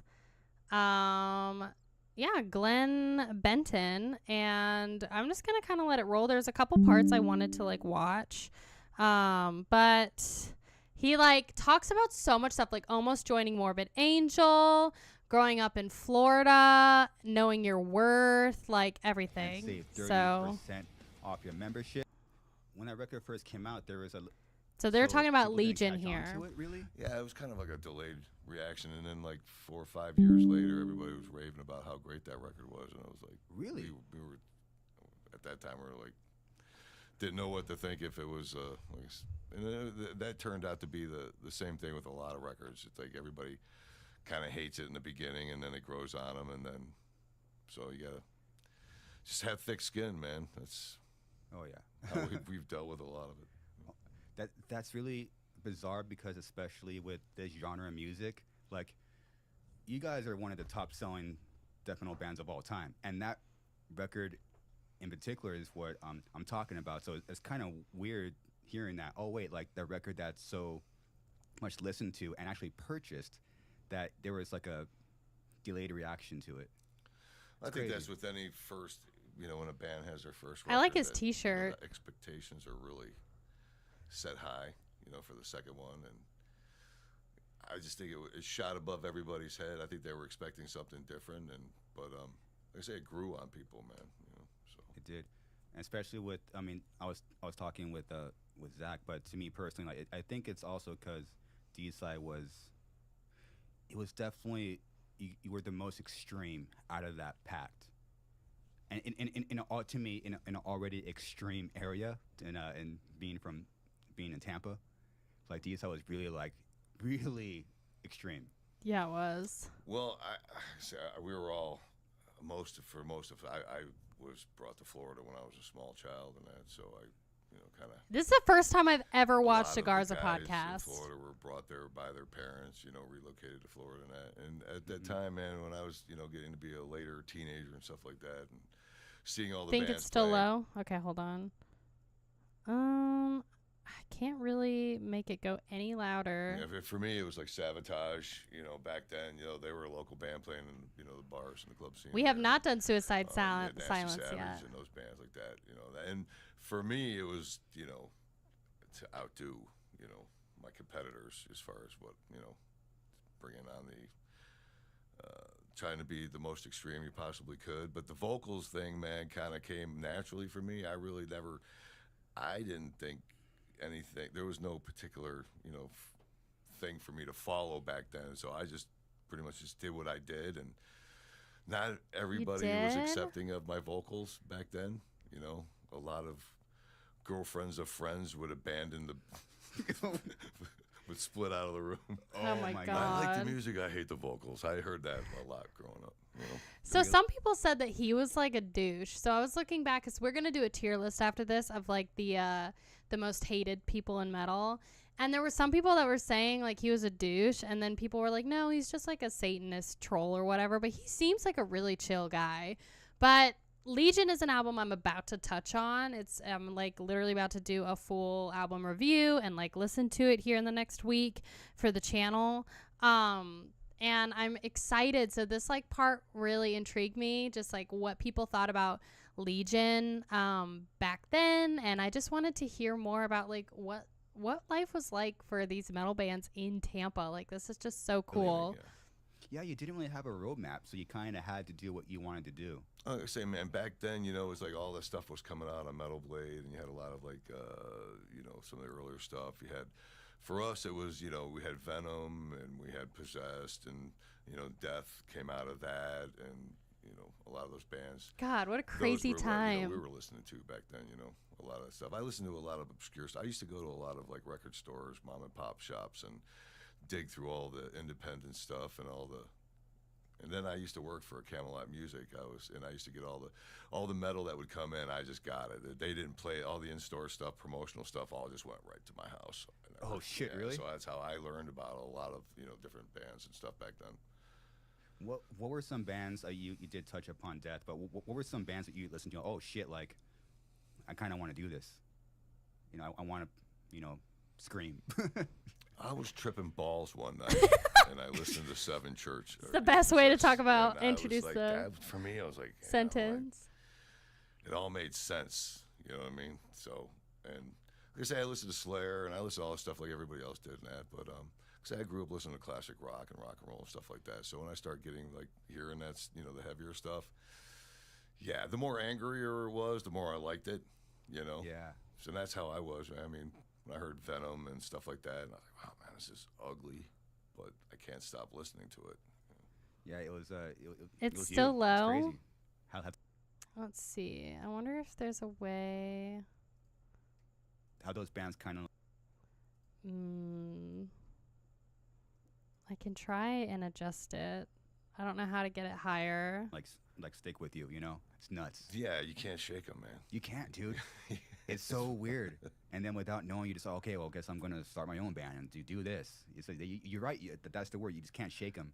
Yeah, like I say, when the band first got together and that, I mean, it was one of those things where my vocal style hadn't been established yet. I mean, but you had a couple guys that were doing it, but I never, like I say, I just yelled and screamed. I mean, some of the earlier stuff that I ever did was I got 4-track stuff in that. It was always, that angry man. But see, I think to respond to you, Greg, I think like that's the other thing is a lot of people think that metalheads, it's not just that stereotype that metalheads are like these scary people, and they don't realize that we're like kind and awkward and shy and just like peaceful creatures, and it's like I there's no doubt that like I think Glenn Burton is probably like an actual Satanist, but like in this environment you're like, yeah, he seems really chill, I like how he's just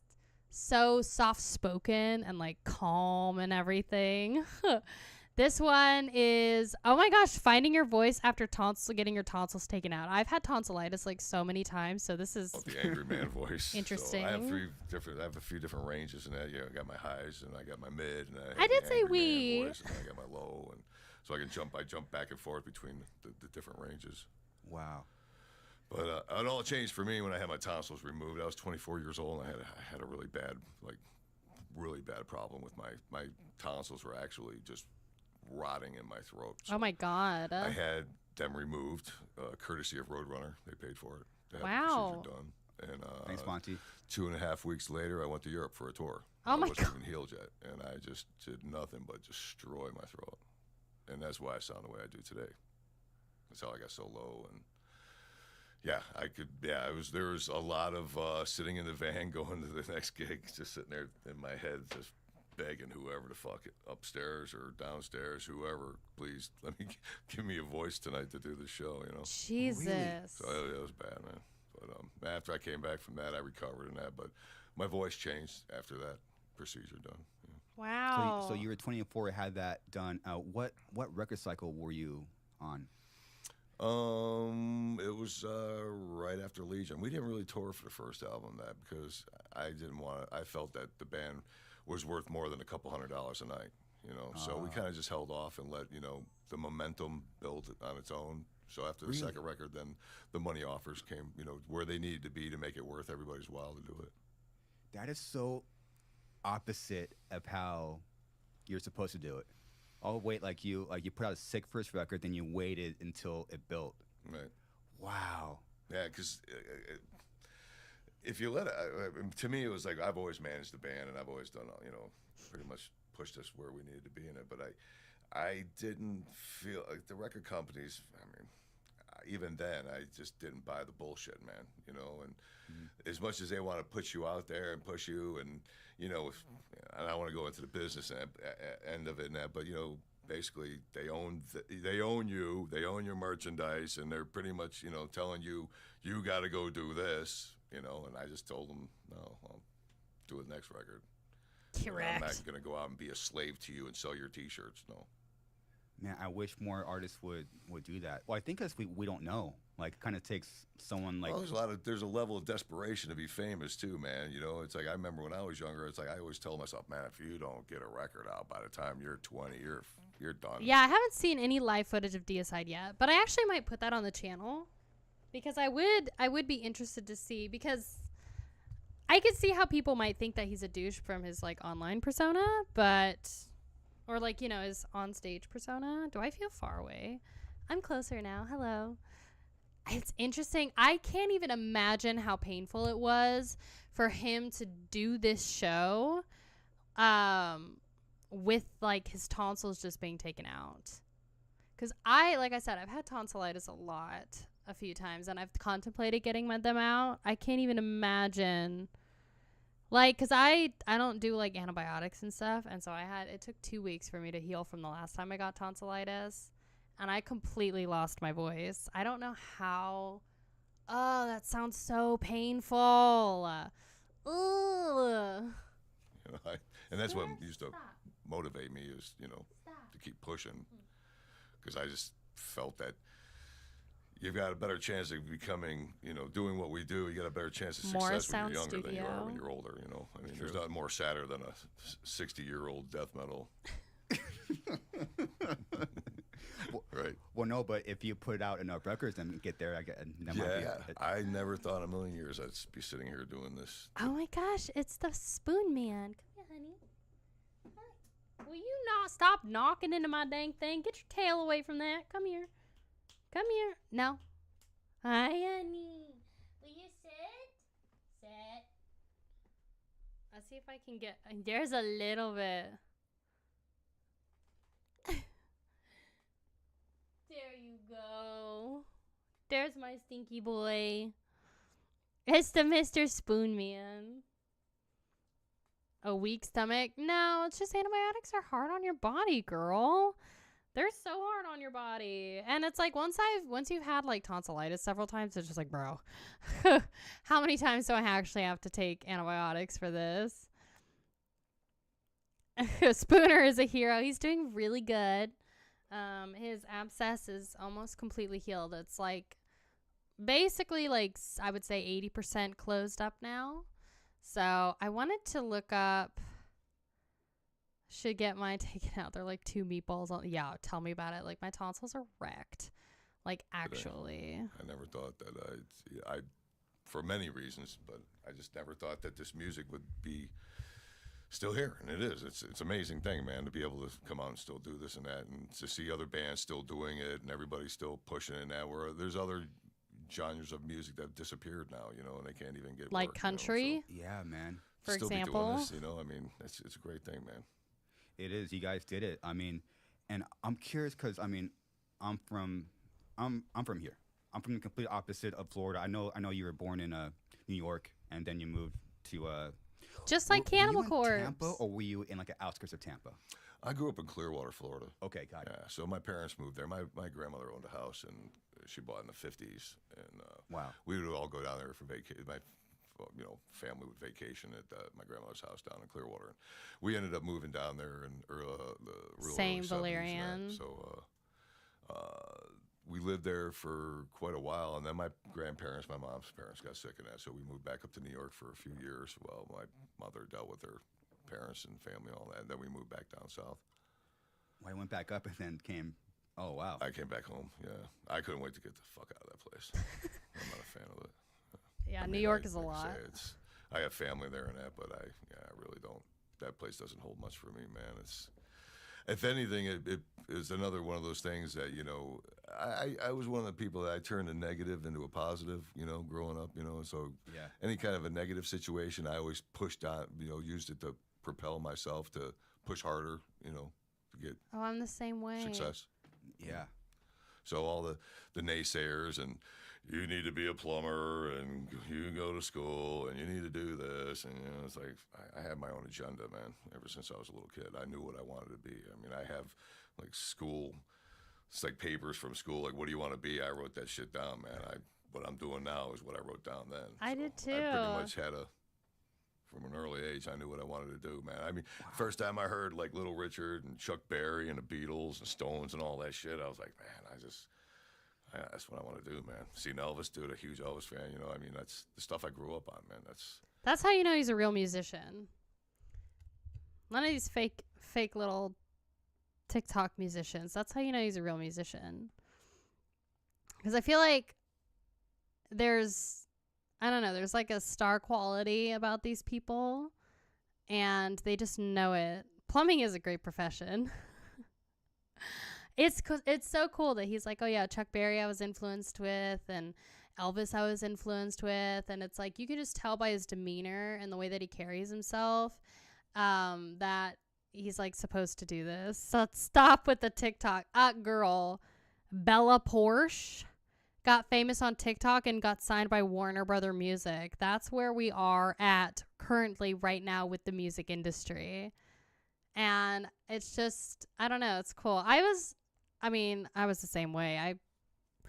I was like, oh yeah, I want to be a musician. I want to do this. I like put everything down, you know, on paper, but I don't know. I think I also just let my insecurities and everything get to my head, which is why I'm probably not as successful with music as I would like to be, or as my younger self would have liked to be.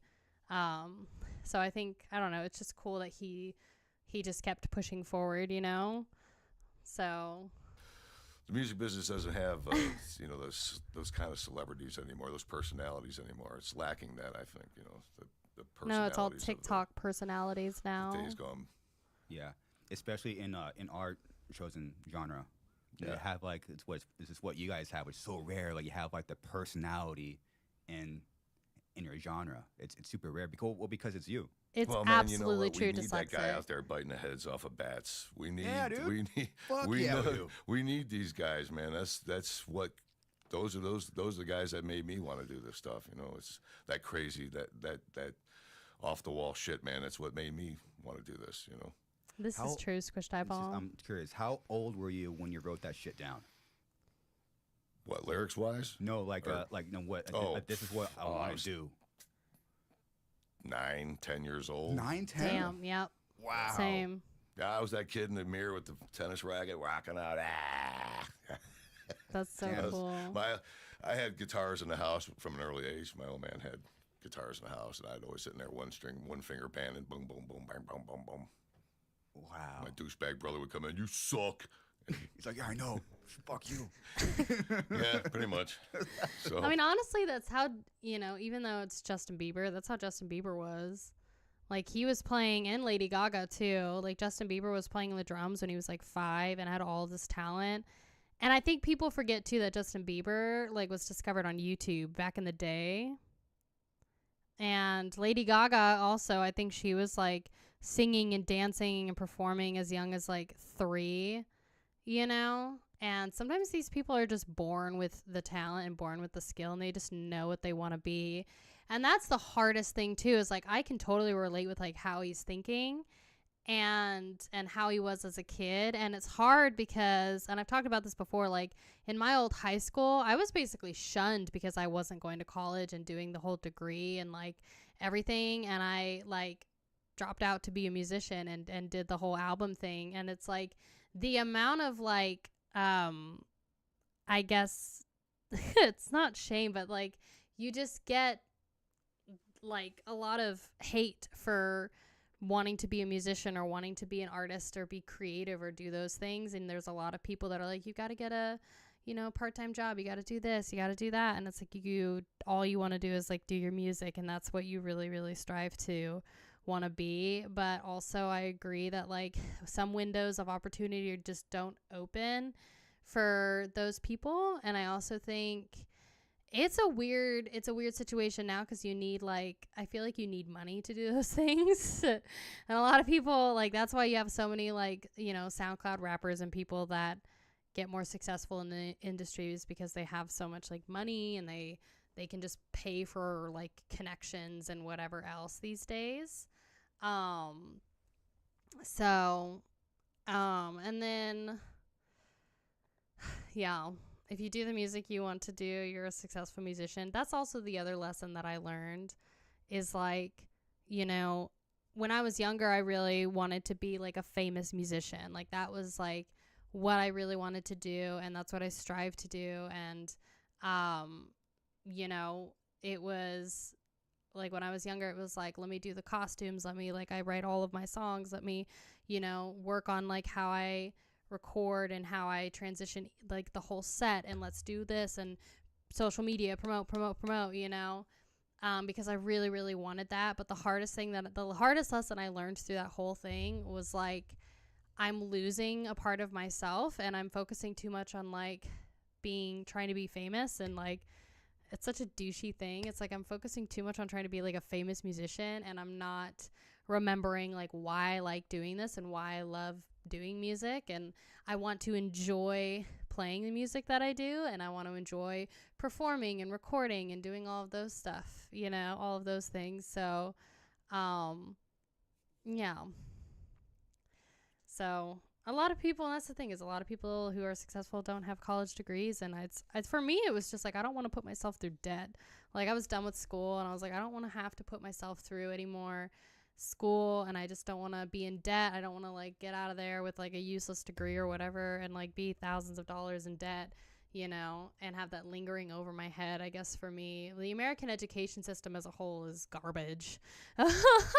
So but at the same time, like, I don't know, I think I was also like lost as a child when I was younger and like trying to figure out like who I was. So it was like, I don't know how some of these, like Miley Cyrus, for example, is a perfect example. It's like she started touring when she was like 12 or 13 years old and like being on Hannah Montana and doing these things. The only reason why I mention her is because like she was my idol when I was growing up. And it's like, I don't know how somebody that young can do all of those things. And it's like, I started when I was 15 and performing and doing stuff. And it's like, it was exhausting at 18. It was exhausting from like 15 to 24 when I was doing it. I don't know how a 12-year-old girl could do it, you know? And you're just discovering so much about yourself and whatever. And I don't know. There's a lot of lessons you got to learn. And this is just a life tangent rant reflection ceremony. There was a lot of humble pie to eat in my family. Yeah. Signed. So there was a lot of people that had to eat their shit sandwiches. Yeah, I mean, you lived through it. Like you heard all like, oh, you should probably get a job, or you heard all. Fuck. I've been called. Yeah, dude, I heard it all. You know, so. And that, like I say, man, that's, you know, no stress. You know what I mean? You got everybody, you know, trying to come down on your dreams and your, you know, aspirations and that. And you just got to, like I say, man, just turn it around and use it to your advantage. Like the more you say just that, the more I'm going to do this. You know, and that's the way I was, you know. The more you tell me not to do this, the more I'm going to do it. Yeah, it's like they're giving you like motivation and actually making your picture clear. I think in a they weird knew way. that the more they pissed me off about it, the more I was going to pursue it. So that's very much. Worked, right? Yeah. I mean, I learned to trade when I was early, like in my early, like 17, 18, 19, I started doing floor covering with a family member, and I learned how It's to do very that. true So I had dyslexic. something to fall back on. I was making money and had to do what I do, and that. So it wasn't like I was complete idiot, and I went back to school and got my GED and everything when I got older. Oh, sick. Yeah. Wow. So, what was it? So now we're talking. You wrote that shit down when you were 9, and then now you're doing work when you're 18, 19. What was it? What was like the Tampa, Florida death metal scene like coming up? This like is from such a nothing. good Like you're just hearing question. about death, and then It was a they lot gotta- of shows like off in the middle of nowhere kind of things, word of mouth shows, and that. You had a lot of those like parties and stuff like that where bands would show up and play in that, and we had a lot of local events in that where like Sabotage would play, Morbid would play, and it was a good time, man. Early on in that, I got to meet and hang out with a lot and established a lot of great friendships with a lot of those bands and that. That's so cool. I wish I could have grown up in that time. Even when it was coming up, I mean, there had to be like a level of like competition. I almost joined Morbid. I almost joined Nasty Savage, man. Really? Yeah, those were two things I came very close to doing. And What's I this angry always felt face that I for? needed to do my own thing. I just never fit. I just didn't know if I fit in another person's shoes. So Yeah. And you started something completely new, right? Yeah. And then you put up you put up an ad on a local music paper, correct? And then right. and then you got a call from the brothers. Yeah, Brian called me and was feeling me out on that. I was really only looking This for a is 3-piece. I only wanted. This is Glenn Burton of Deicide. He's being interviewed by Garza. This is the Garza podcast. And he's talking about almost joining Morbid Angel and also like what the Florida death metal scene was like. Glenn Benton, fronting Morbid Angel. This would have just been such a cool time to like be I don't know, just like a young teenager getting into rock and roll and metal and just like being a listener of this type of stuff and seeing Sabotage, Morbid Angel, Death, Deicide, like all like together. Of course I like it. Welcome to the channel. This is a metal channel, my guy. What do you mean I like that? What do you like? I wanted to do a 3-piece band at the beginning, man. So, and the one that impressed me the most was Steve. So when I went over there and see them playing that, it was Steve that was the one that caught my attention the most. Because I was looking for drummers, man. I was really trying to find, I think it is. You wanted that fucking drummer, right? Yep. So, and I seen that Steve was only 16 years old when we first met. Oh Really? my god. Damn. He was still in high school. Then don't watch it, my guy. Yeah, I was 19. Steve was 16. Steve is a fascinating guy. Steve. He's a character. Steve Asim. Same. Asim. Okay, yeah. I was like, what? How do you say that last name? But you guys have been in a band or playing I music don't release for understand over. why you come in here and you say you're not watching this. Then don't. Literally, it's Metal Monday, my guy. What do you mean? We're not here to listen to Justin Bieber. We're here to like watch this. Hi, Tiny Cactus. How are you? For 35 years, Since July 21st, 1987. and you guys haven't killed each other yet. No, man. How do Me you- and how do you- Steve. How do you do that, man?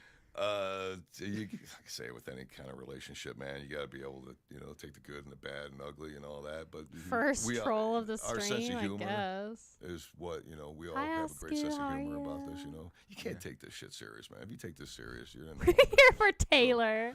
But like I say, man, Steve and I, just like all friendships, you bump heads every once in a while and that. Yeah. But and with any kind of good relationship and friendship, you always work past that. We're a team, man. Me and him are a writing team. We wrote just about, all that stuff back in the day. So me and Steve were the force behind all that. So Wow. it's kind of hard to break something like that up, Totally. So when me and Steve write together and that, it's like almost we're thinking, we can complete each other's sentences when it comes to that writing process. Oh my gosh, that's so cool. Yeah, you guys know each other at such a deep level, I'd imagine. Yeah, well, we know what Musically. sucks and what don't suck, and we're able to tell each other, that sucks without the other person getting completely, offended. And It's huge. artistic criticism, man, it's hard, man. A lot of people can't handle it, man. A lot of guys, Very true. they're in the wrong business, man, because you tell them, hey, that's. It kind of sucks, dude. And it's We're doing a tier list after this. We're going to do a tier list of the most hated metalheads. And it's going to be fun. You guys got to help me think of like tier list categories though. I think Taylor Swift, this is a side note. I think Taylor Swift is going to be the replacement of Ariana Grande. So this is our Quit, segue. Oh, God. Get out of my house. Get your gear. Yeah. Oh, my gosh. So it's part of the process, man. You got to be able to have thick skin in this business because it's going to come at you in 10 different directions as far as what's going to test you. Yeah, I'm going to assume, like, you get tested a lot. Oh, yeah. Still probably. I mean, if there's one thing I'm sick of, is bullshit. Not as overrated as Especially Ariana overrated, dude. Grande. I'm 36 now. I just like Want hitting to 30. I'm like, I'm tier? just fucking just sick of this bullshit. I was just Wasting time. Yeah, man. I tell my younger son, it's like he tells me, "Oh man, Dad, this, Dad, that." And I'm like, "Dude, listen. Only believe what you see, not what you hear." And that's this business, man. It's like you can tell me everything under the sun, man. I'm not gonna believe it until you show it to me and put it in my hands. Because good there's a lot advice. of bullshit in this business. There is, dude. Yeah, and record companies, I mean, they're dinosaurs, man, that are, they're on their last leg right now.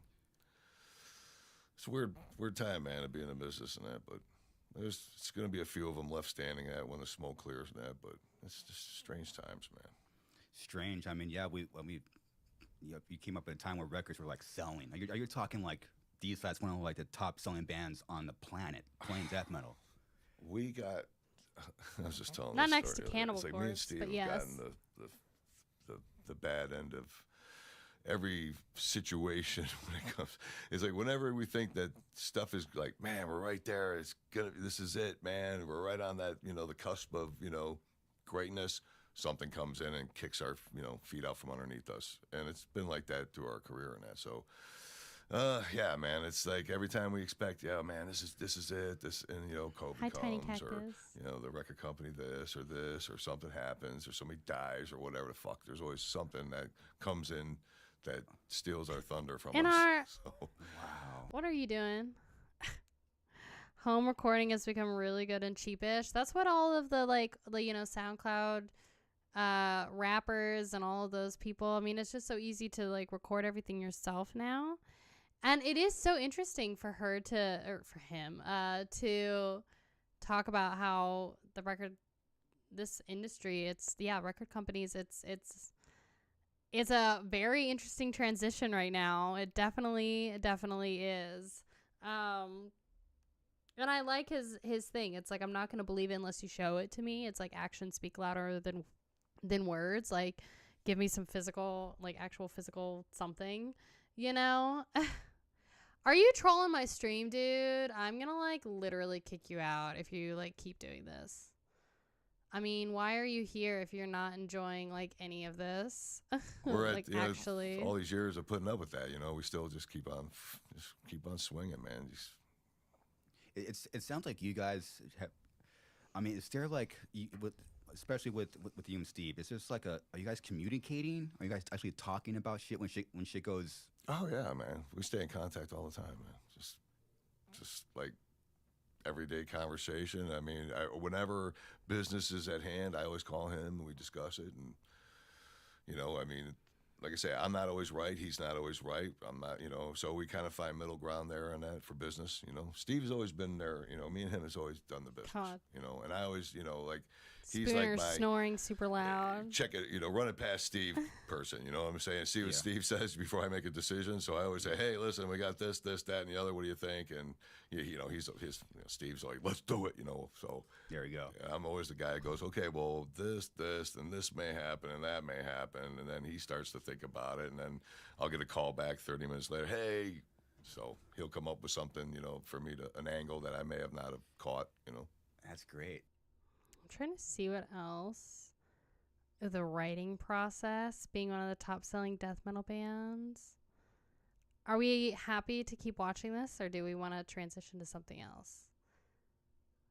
Ooh, this is the most replayed section. Almost leaving Deicide.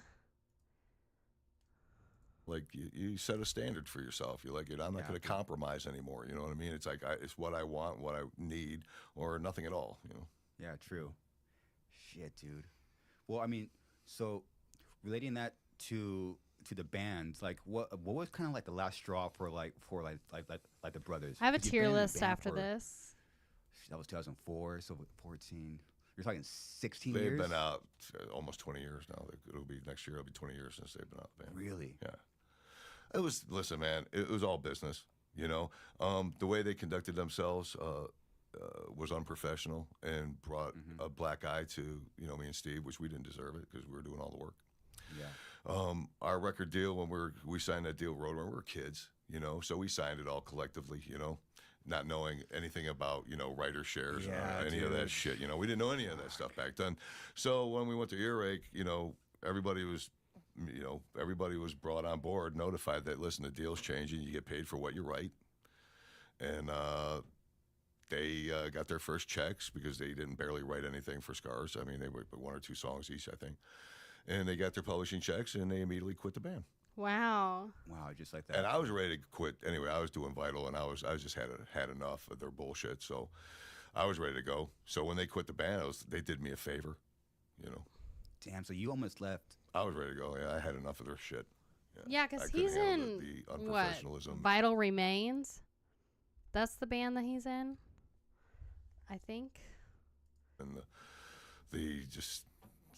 man, just couldn't take it anymore, man. So I was traveling by myself, and Damn. That's right. Yeah. It's crazy how a member or two will make you want to quit your own band. oh yeah, It's so Yeah, fucking yeah. nuts, And then they dude. wanted to fucking burn it down when they left too.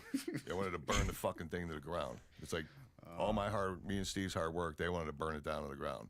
So And unfortunate. all that, you know what, man? It's as simple as this. Until still to this day, still fucking making idiotic posts and shit, and it's embarrassing.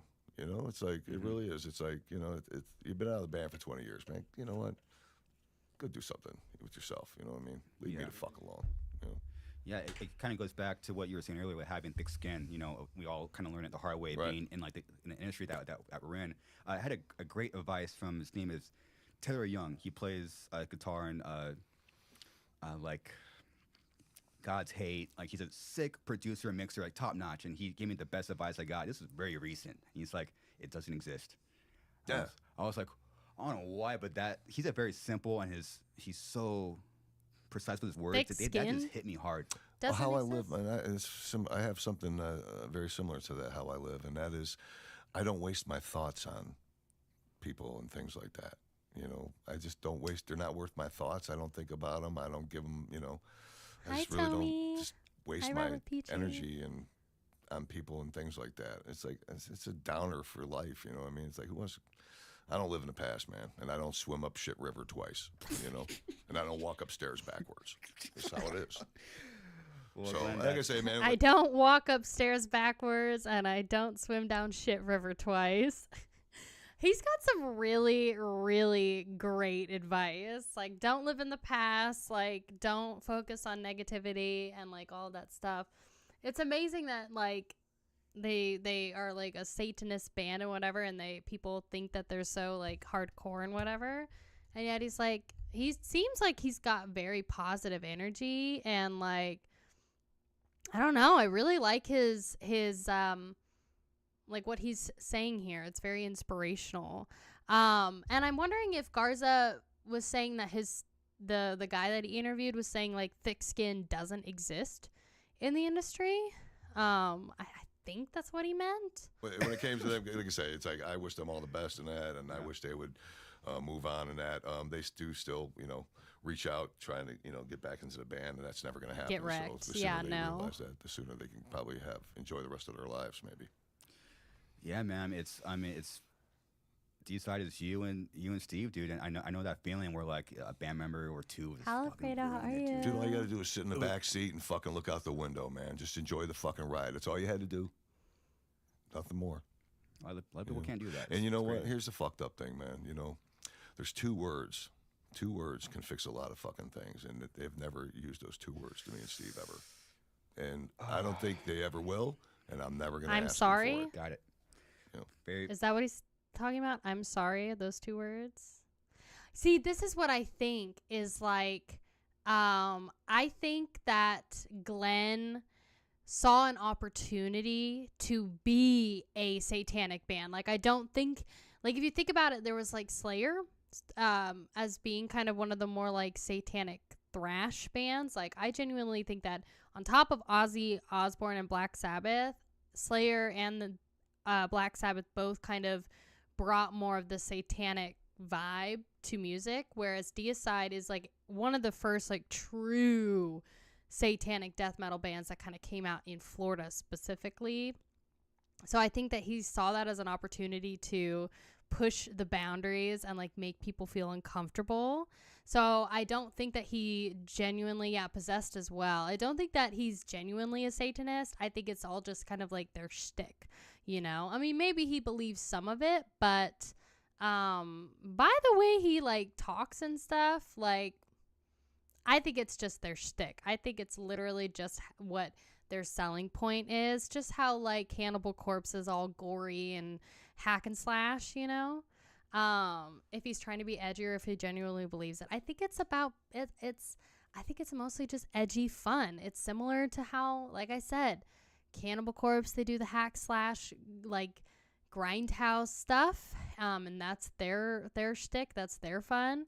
But maybe Deicides is like them being Satanists, you know? So he even said on stage it's all about the music. I agree. I really like his energy. He just seems like a very peaceful soul, if that makes sense. Some of these Norwegian black metal bands believe it, and it's kind of cringe. Well, look. I'm going to say this.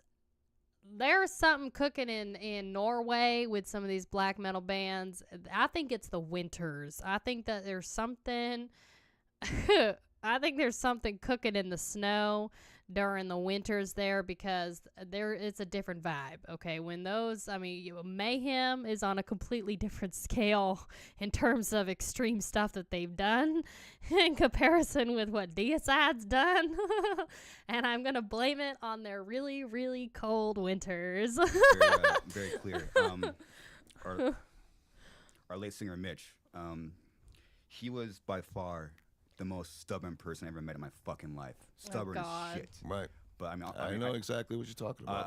I love him so much. But like, you know, we'll have some arguments on the road. But he's so hard headed and so. But he could go. No he vitamin could step D. aside, middle of nowhere in fucking Europe or France, and it's step aside. I'm sorry, man. Oh, you know, I'm sorry too. So Right. so he's always the past like 10 years. He's always been my standard. If he could say sorry, anyone could say sorry. And You know what? And that's my younger son. He recently was telling me that he was giving somebody a lecture, and he's like, Dad, you know, it's like the fact that whenever you were wrong, you always apologized, and that's how you teach your children not to be sociopaths. Yeah. You know what I'm saying? And, Yes, I and agree it's with like, that. these individuals, I feel that there's a lot of that there. You know, it's like because some people just don't know how to apologize for their behavior and their actions. They don't care.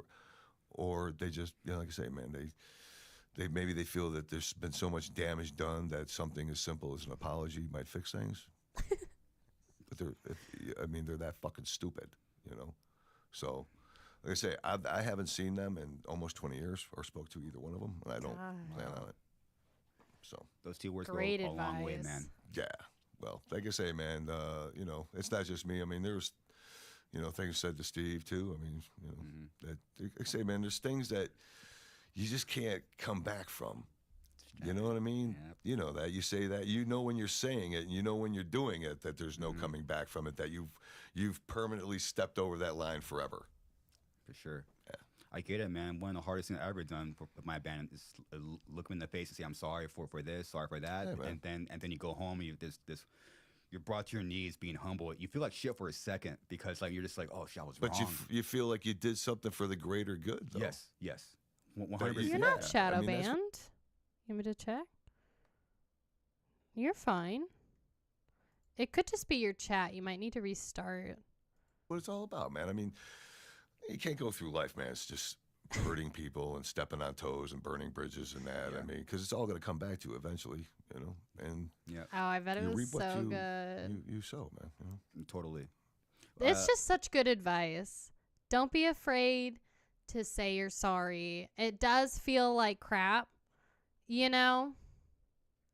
Sometimes, and like it feels like crap to say you're sorry and own up to your mistakes and stuff, but that's one of the hardest lessons I learned, especially growing up and just maturing. I was like, God, sometimes you just have to own up to the crappy things that you do.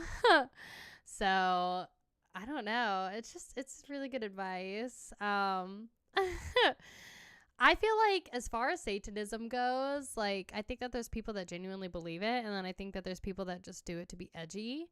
And I don't know. I also feel like I don't know. I feel like mayhem was a whole different thing. I think mayhem was also like a combination of the weather, Satanism, metal, mental illness, and and trying to be edgy, and a lot of anger and certain behaviors. I was looking at your most recent 3 records, and you went to Century Media. Whose idea was it to go to Mark Lewis and then after Mark Lewis, Jason? That was me. That was you. Yeah. I'm not a fan. I mean, like I say, not that I have anything against Mark or anything like that. He's a great producer and that. I just didn't, you know, like I say, there's a chemistry with people, Of you know, when course. you work with that. And me and Jay get along great, you know. Yeah. And Jay knows how I like Here's to work his in the studio and thoughts stuff like on that, here's his thoughts on deathcore, classical, and new music coming out. yeah. That's sick. Well, I mean, you've had a full-on career and you're still going, and time has passed with when my band came out. I was just curious on your opinion on the like, what do you think about the deathcore scene and bands? Some of it, like I say, man, I really don't listen too much of it to be able to give you a 100% honest opinion about it. I mean, Yeah. some of it I like, some of it it sounds, you know, the same can be said about me. It sounds all the same and that. I mean, Sure. I like stuff that's, like I say, I like music that, you know, you put Look some at that effort into it massive besides just ring. Of course. That, I like a little, you know, like some, just change it up. You know what I mean? It's, Yeah. because I grew up listening to that older stuff, you know what I mean? And that's how that music was structured back in the day. You know what I mean? The music that we do is the closest thing to classical music, the way it's written and structured, It's true. than any other music form. Yeah. Damn. So when you think about the way it's structured and, you know. I've you- never heard of that before. Death metal is like the closest thing to classical in terms of structure. His ring looks like you took some tinfoil and like, and then just like put it there. It looks like a ring made out of tinfoil. My gosh. Classical music, huh? Musically, it's, I mean, grunge isn't that, and, you know, some of the newer musics and that is, like, everything is so computer generated now, man. It's like, Metal in yeah, yeah. I just put general? my studio together and that, so I'm been working with Pro Tools and that for all these years and that. I figured might as well put it in the house so I can play with it there too. So There you go. Yeah, I've been, you know, messing around with that and that All right. write stuff. It's I needed an outlet, man, to be able to write my stuff, you know, because Yeah. you know, filming it on my phone and then taking it you know, this way, man. I throw my Modern Drummer program on. I pick a beat, I put it all in there, and I can, you know, I can notebook what I need to notebook and bring it to practice in a more professional manner. Oh wow. That's so cool. That, and if I'm working with Jay, I can just, you know, I can record my stuff at the house and just fire it over to him via email. Damn, that's sick. Yeah, so I'm just trying to get with the times, man. Yeah, I think we're doing that very similar thing where like you want to still do your own thing, but you want to keep the times, but you also want to you want to maintain you, but you want to You know, it's a weird. It's like you can. I'm used to going in a recording studio, and there's so much outboard gear and so much stuff, and now it's just been reduced to this little laptop and this little hard drive, and that's your studio now. And there's people making records like that. Oh yeah. And because all you have to do is buy a bunch of plugins if you want. But like FL Studio, the producer edition, that's what I bought. With my Focusrite, that comes with like the 4 plugs or whatever. And that's what I use to record my music and like do the whole thing. And you know, if you want something specific, like a specific sound or whatever, all you have to do is just buy plugins. And it's so true. It's like back in the day, like even when I was recording like my first record, I told y'all I went to like a big studio, and then the Battle of Antler Bear, which is my unreleased record that's on here, we went to also another massive recording studio and spent hundreds of dollars on that. And it's like nowadays you don't have to do that. You can literally just, you know, just do it in your house, and it's so cool. So his mother was quite, oh God. We're talking about some things in this chat, girl. Man, I better get in on a game now before I get too old, man. You know, so I'm gonna learn it all on that. So yeah, I've come a pretty good way. I got I agree. A lot of good teachers, man, teaching me along the way. Great. So I would love to have some metal music that had more of like the Led Zeppelin bluesy twang to it, like kind of like a southern rock metal type of sound. But yeah, I feel like only because Mayhem was brought up. Good Lord, y'all are silly. Tell them, it's like, if this is gonna make me crazy, you know, doing the whole studio thing, because some of the studio guys are a little wacky and shit. So I was like, if I start getting wacky like that, I'm putting this shit to the side, man. You're gonna get even more wacky, dude. Oh, you better be careful, dude. Yeah, I nitpick the shit out of everything, man. Dude, so wait, you're going into Pro Tools? That's pretty hard. What, learning Pro Tools? Yeah. For me, that was fucking hard, dude. I picked it up pretty quick, man. Really? I mean, Oh, yeah, shit. I mean, Okay. I went through the Damn. GarageBand program in like 30 minutes and figured that thing out and that. And but no, man, God, everything's all drop and GarageBand. drag now with Pro Tools and that. It's like you Oh, can wow. just grab it off your desktop, dump it in, the file creates itself, and Oh, damn. like I say, you got to know how to EQ and certain stuff like the simple basic stuff and that, you know. But Yeah. yeah, man, you know what we got today that we didn't have when I was a kid? It's called YouTube. Yep. So you need to learn how to trim your toenails, you go to YouTube. Oh my goodness. You want to learn how to run Pro Tools, you go to YouTube. You know? Yep. I mean, it's all there, man. You know, we wanted to work on a car. That's why you don't need a degree for those types of things either. You can just literally, that's how I learned how to do everything for Adobe. That's how I learned, like, for all of my content creation, YouTube creation, FL Studio, everything. You can do YouTube. And it's like, that's why YouTube will never die, is because YouTube is YouTube. It's just so, I'm passionate about it, and that's so cool. Yes, I definitely agree. Also, Pro Tools, like, this is more of a side rant, but like, I didn't decide to go with Pro Tools because I didn't like how you had to pay every year or so for the update. That's why I did FL Studio, is because when you buy it, you can just like, you get free updates for life. And with Pro Tools, you can't do that. And I was like, bruh, I ain't about to spend $600 on your program to update it every single year for like $80 to $100. Like, that's just not for me. When I was a kid, you had to go to the auto parts store and buy a Chilton's book and sit there and throw them through that thing all day long. Now you just go on YouTube and there's 30 dudes showing you how to fix your car, you know? Oh my goodness. So it's like we live in a different age now, man, you know, than... Yeah, since you know, we didn't have YouTube back in the day, you definitely didn't. Like, what, you know, how did you start playing the bass? I mean, you're going like, What are we talking about in here? Country blues band? Hold on. Country rockish? Me and the Man, is that the... It's Me and That Man? Is that a band? Is this like a country metal band? because you're going Nothing, from your keep bass playing going. to like a death metal band. I played guitar first. I played rhythm guitar Oh. first. And Okay, a couple, cool. when I was a kid. Fine. playing bands and I played guitar first. We had a shortage of bass players. There wasn't really very many bass players around, so I just one day just picked it up and started playing bass. So Damn. I kind of like it, you know. Would you consider yourself more of a rhythm player? Be like Yeah, that. I'm more of a rhythm player than that. Wow. So Yeah, when I'm at home, I write everything like rhythm wise on my guitar and that. I wrote Dead by Dawn on an acoustic. I write a lot of songs on acoustic, man. I don't know, because I'm Really? just sitting there watching the Beverly Hillbillies, just playing on my guitar and shit. You know, shit comes to you at the strangest times. So, dude, you know, I've been hearing a lot about that. Like people that will play on acoustic, they'll like watch like a movie or something. They'll be watching like Breaking Bad or something. You're just watching and like a riff that's come out. yeah, It's Sukov crazy. is always like, dude.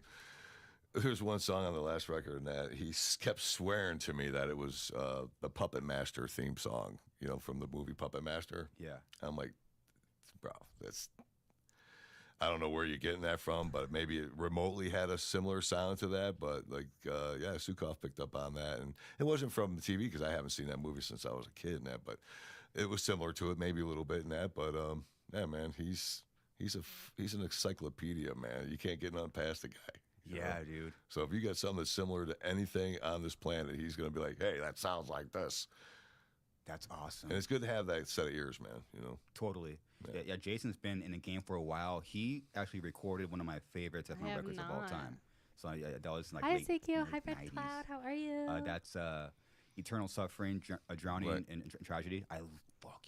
That's a big influence on us. Jay's an amazing guitar player too, man. I hear Yeah, about that, Jay yeah. helps us out sometimes, you know, with the structuring of leads and stuff on the records and that. Really? Yeah. Yeah, he's a Jay's fucking ripper, huh? He's an amazing guitar player, man.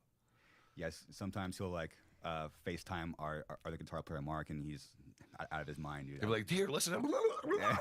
He's like, just blow your mind, man. wow. So what is Garza in? What band is he in? This is the first time I'm ever watching this, and I feel like I recognize Garza Yeah, he writes some pretty crazy shit, from man. something. And he just does it like most people, you know, put their shoes on. That's how he just Suicide like, Silence. effortless. That's his band? Yeah, I like those guitar players that play with their soul and their effort. You know, that effortless playing, like you know Eddie Van Halen, Clapton, all them those greats. You know, it's like it doesn't even look like they're even putting anything into it. It just comes by, you know, Yeah. it's just Them. natural. Yeah. Yeah, you said the key word, which I always tell a lot of people: soul. You gotta put, Yeah, you gotta man. put the soul into it. I Man. can pick So a guitar cool. player out. You know, like I say, I can tell if you're playing, you know, from your soul or if you're playing, you know, from the Mel Bay guitar book. Like Doug Aldridge, man. I love Doug Aldridge's good guitar playing, man. I Yeah. think he's a great guitar player. That Dio album he did with Dio, or you know, Yeah. Killer Dragon. I think it was a great album, man. Nice. Well, I don't want to keep you for too long. I have one more question for you. Yes. What's like the key to your longevity? After highs and lows, and you're still here doing it. Revenge. Revenge? Yeah. Yeah. Success is the best revenge. True. It really is. Yeah. How do you get? Yeah. Nothing. I didn't expect that at all. It's the truth, though, man. I mean, I do this because I just love rubbing the salt in the wounds. That's what keeps me going. Could be from either family or bands, or maybe Everybody, everybody. every motherfucker I can't stand on this fucking planet, man, is what keeps me going. Yeah, there's a lot of them, man. Yeah, but yeah, it's like they're all sitting on the edge of their fucking seats waiting for me to go. I quit or I retire, or you know, they're waiting for that, you know, and it's that Maximum petty. because I'm not gonna give them that satisfaction. When I go, it'll be on my terms. Wow. Yeah. Glenn, thank you for that. That was really inspiring. That is the best freaking thing. What is the secret to your longevity? Revenge. Success is the best revenge. It's just like how Beyonce says, like, money is the best revenge. Like, making your money, being successful. Hi, Haunted Entity. How are you? Dude, this is crazy. I agree, though. I definitely agree. Like, I think if you ever want to put, I don't know, yes, revenge, success, like really having your, you know, putting your time and effort and having like growing and becoming successful, whether that's like getting a really good job and getting, you know, making really good money and getting the house you want and the car you want or whatever. Like being able to prove to the people who doubted you or your ex or whoever and show them like I'm this like crazy awesome person. I've done all these things. It's the best way. And it's so, I love that he's like, I'm this famous, death metal singer. So this is the Garza podcast, and we just finished watching the Glenn Benton, who is the lead singer for DSI. We just finished watching his thing. Now, Garza, based on what y'all told me, he's the singer for Suicide Silence, which I'm going to have to now listen to, I feel like. But this is just some of the videos that he posted, and we can watch more of these in future streams because I really wanted to check out this one with 200 stab wounds. Ohio death metal hardcore. Is he not the singer? He's the bass player, right? Glenn, guitarist, not the singer. Okay. That's how much I know. Look, he also got My Life is Awesome. He also got Bloodywood on there, which is one of the first like metal bands we had on the channel, regardless of how you think about it. Here's Angel Maker. This is the other one I really wanted to watch. Cattle Decapitation's Travis Ryan got on there. This was about a month ago. That's an hour and a half long. Dying Fetus, again, I mentioned this one. With all three members of them, which I just like clicked on the video and looked at the comments, and they said it's so rare to have like all three members sit down for an interview. And yeah, I'll just say Original Suicide Silence got on there. Fit for an Autopsy's on there. Body Snatcher, Whitechapel got on there. That's really cool. Paleface. You get the idea. Oh my God, he had Of Sulfur and August Burns Red. So Garza's the guitarist for Suicide Silence. Okay. Nice. And then Glenn is the singer. So you want the Master of Puppets album review? I can do it. So my thing is like I wanted to do let me put the music back on. Do.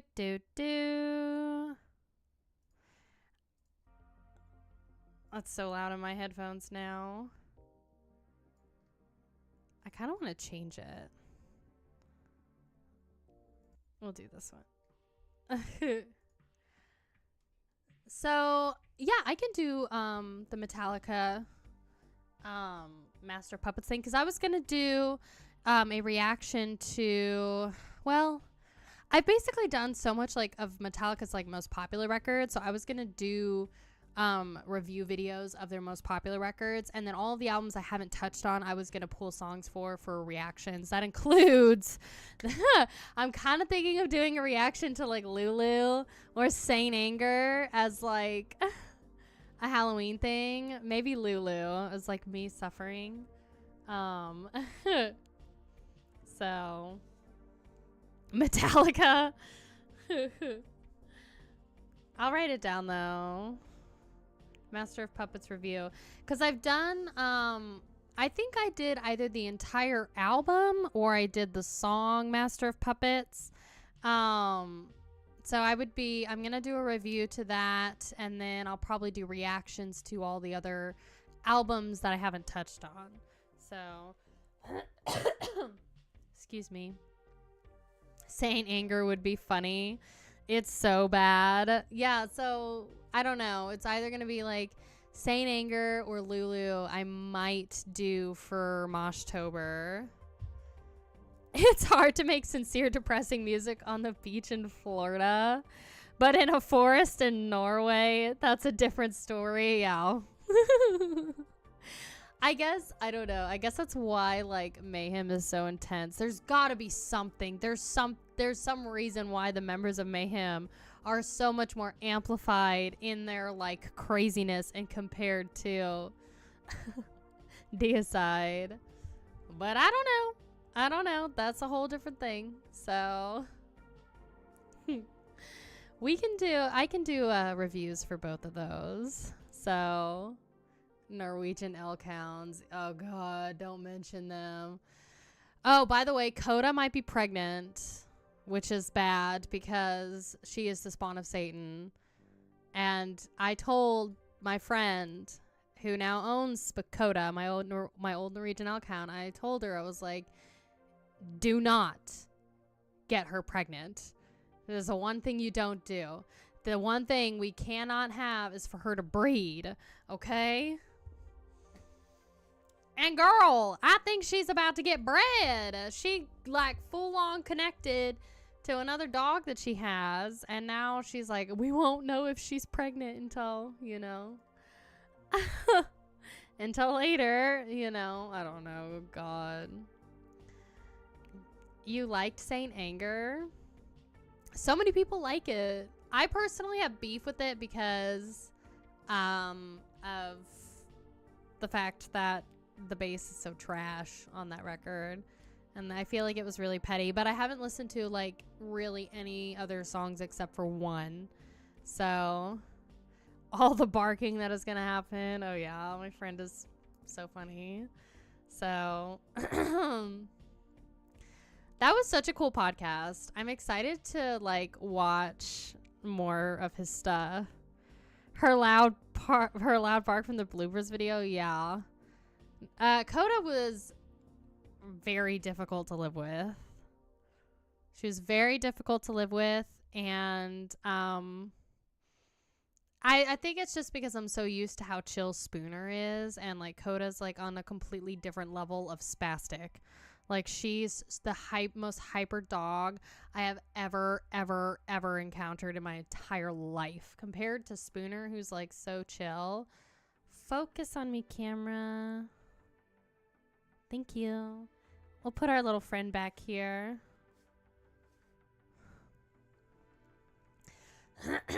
Norwegian elk is angry like me. A lot of people think Saint Anger is a bad album because of the bass. And they also think that like Saint Anger was like the first record or the last good record by them, and then they sold out. Was it the Black Album that came out after Saint Anger? So yes, send me the selfie of Glenn Benton. If it's appropriate, I can definitely put it in my Legion album review. The Black Album was before. No, the Black Album was after And Justice. Saint Anger came out in 2003. Okay.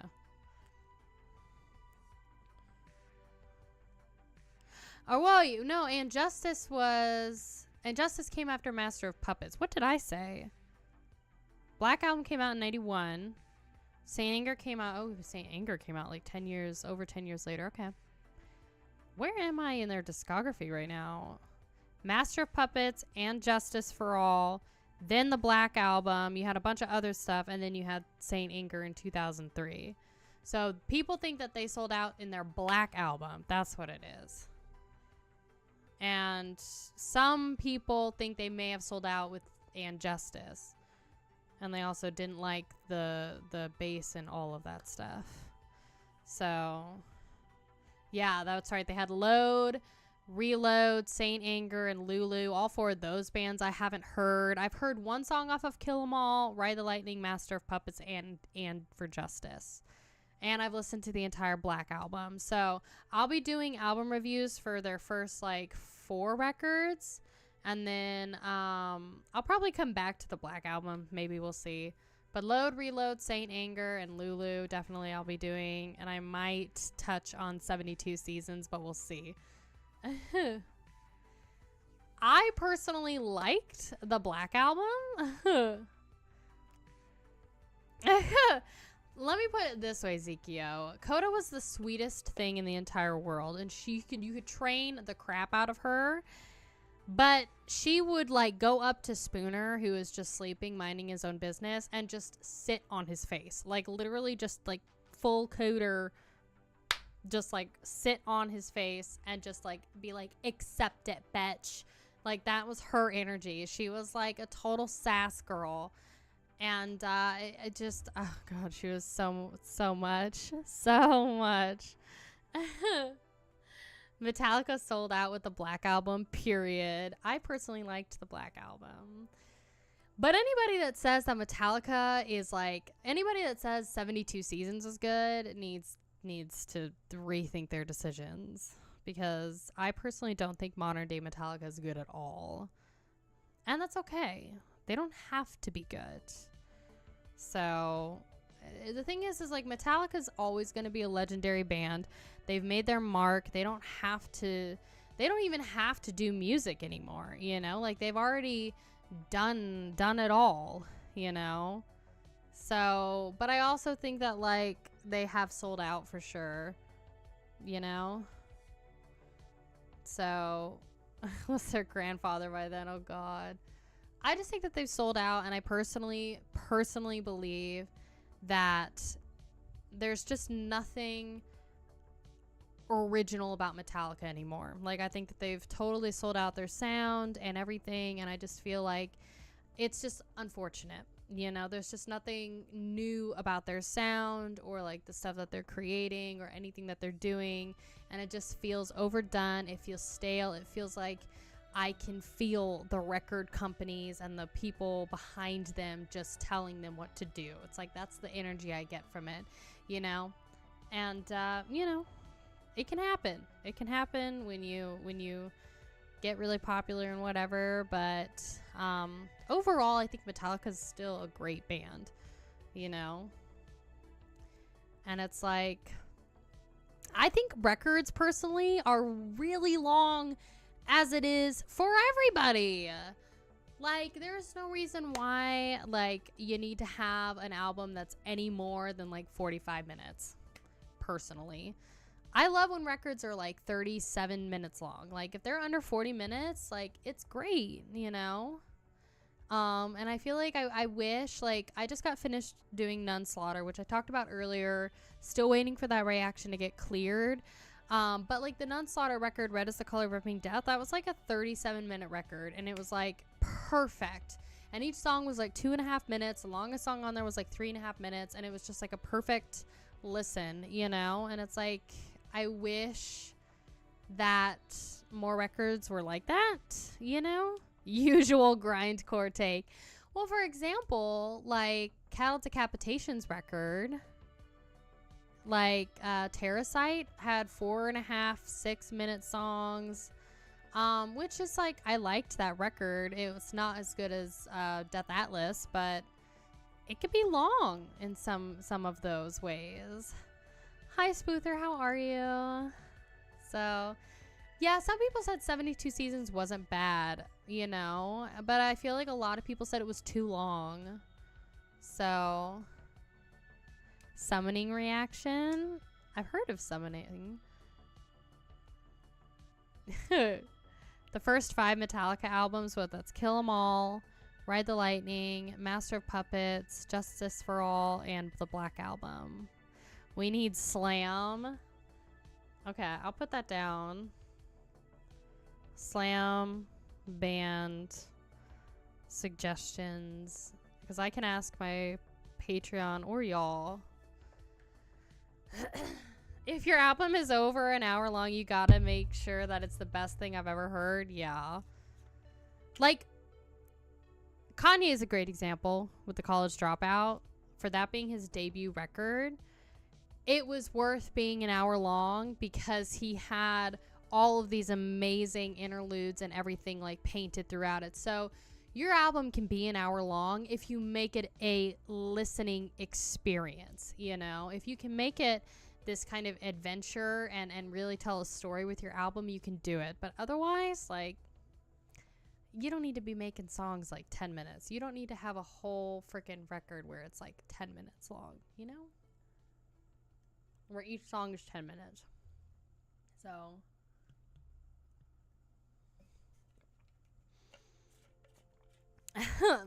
to be fair though, you know, Dream Theater, yes, you could say that, but I really, really, really, really enjoyed the Change of Season song. Like, for a 24-minute song, that wrecked me. That was so freaking good. Like, it was so good.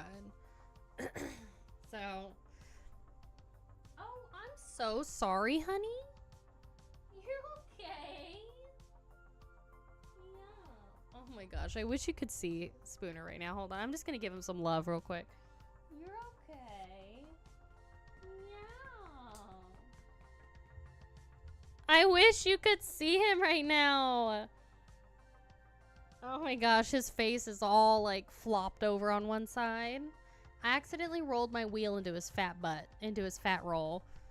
He's got like a 2-inch fat roll that comes off of his back. And when he sits down, he's got a little bunny fat roll that sits above his tail. And then he's got some like love handles. He's got little love handles. He's just adorable. I could talk about my dog forever and ever. But, all right, are you guys ready for a tier list? Are you ready for the 10 most hated metalheads tier list?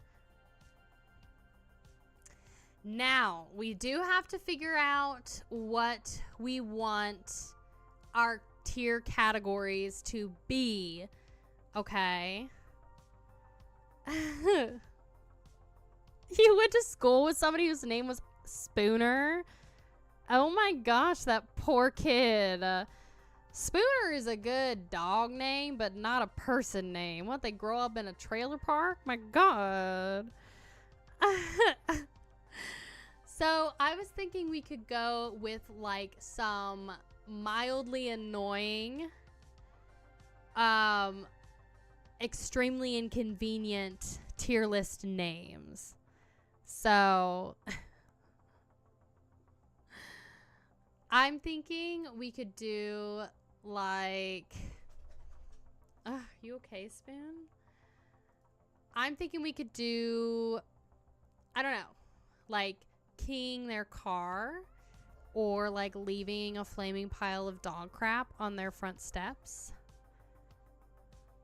What do we think? So I'm going to pull up the tier list. They're not going to be violent. They're going to be mildly inconvenient or extremely inconvenient or annoying. Things that we would do.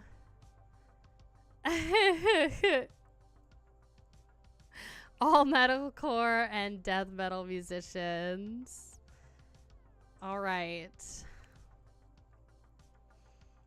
Are my recommendations F off tier? I mean, we said we wanted to have a smash tier for the hate category. Is that still something we want?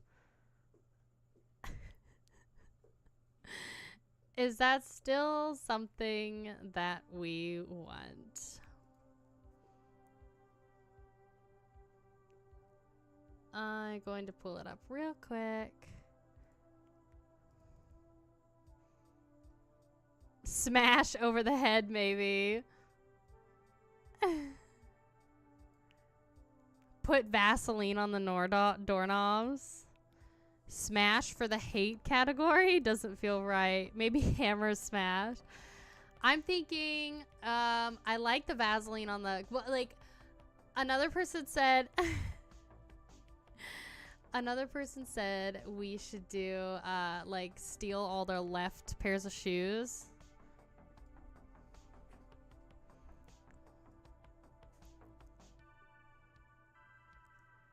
I like that one.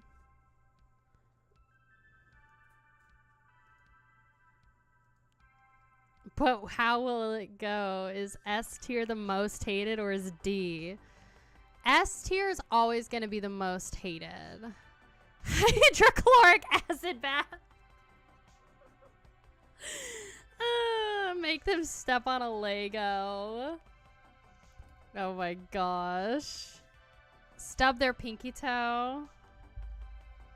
Yeah, let's do, like, they gotta get progressively worse. Most hated. Like, the most hated. We can either do, like, S tier is, like, most hated, and we can just keep it as the letters, or we can have funny stuff. Acid bath is a bit of a stretch.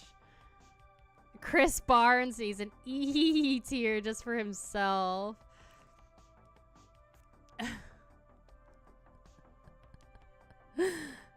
Oh my gosh. I'm thinking Vaseline on doorknob. Total douchebag tier. Ketchup toothpaste tier. What tier list is this one? The 10 most hated people. I'm gonna say we will go with, let's do just like names. So what is like S tier? So the names of like what we would do. Or like the names of like these people. So we've got total douchebag. We've got SS tier. No. I'm gonna go with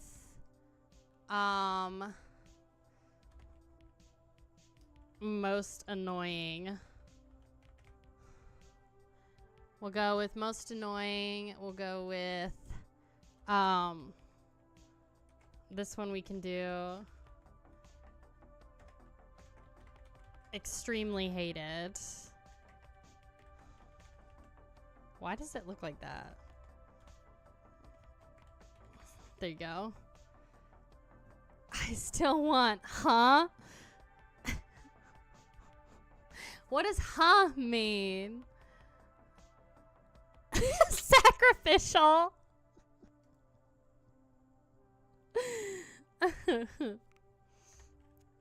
We'll do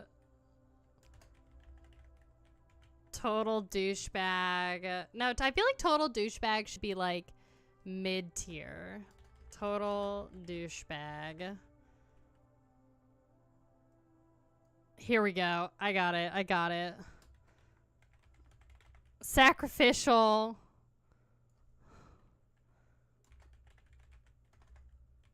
Extremely hated. Total douchebag.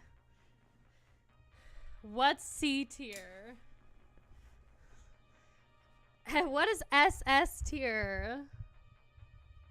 You want a huh category? We're just gonna keep it as sacrificial. I feel like, okay, how about we have most annoying.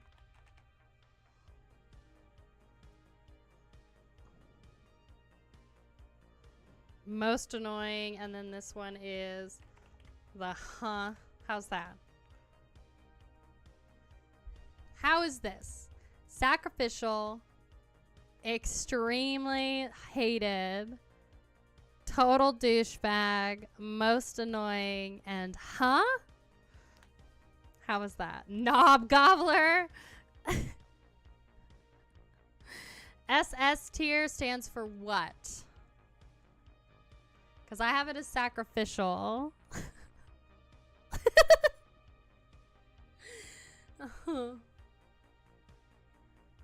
I think it's a good tier. All right. Oh my gosh, I have a Renfield ad on the top of this. Welcome to the tier list. Today we are going to be ranking the 10 most hated individuals in the metal genre. And today we've got 10 people, some of the most controversial, hated people. Our tiers are sacrificial being the worst, extremely hated, total douchebag, most annoying, and being the least of the worst categories that we've got. So the first person we have is Fred Durst. This is the guy from Limp Bizkit, as far as I know. Now, you might have to help me with some of these people because I don't know a lot of the history of some of these people that and like why they're disliked. But I asked y'all about some of the most disliked people, and these were some of the things that you said. These are some of the people that you mentioned. So Fred Durst, I don't know what he did. But he kind of looks like a douchebag.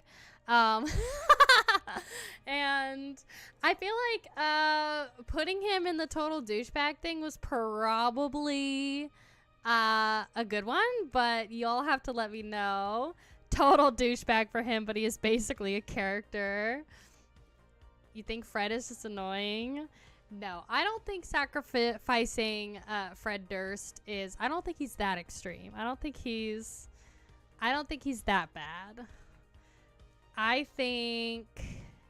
Oh, it's a tie between douche and annoying. More people are saying annoying. Bye, Valerian. Thanks for being here. Annoying. Douche, annoying, douche. Douche. I'm gonna keep him in douchebag. He just looks like one. He just looks like a tool. We have Chris Barnes next. Where do we think Chris Barnes belongs? Ronnie Radke is all of the above.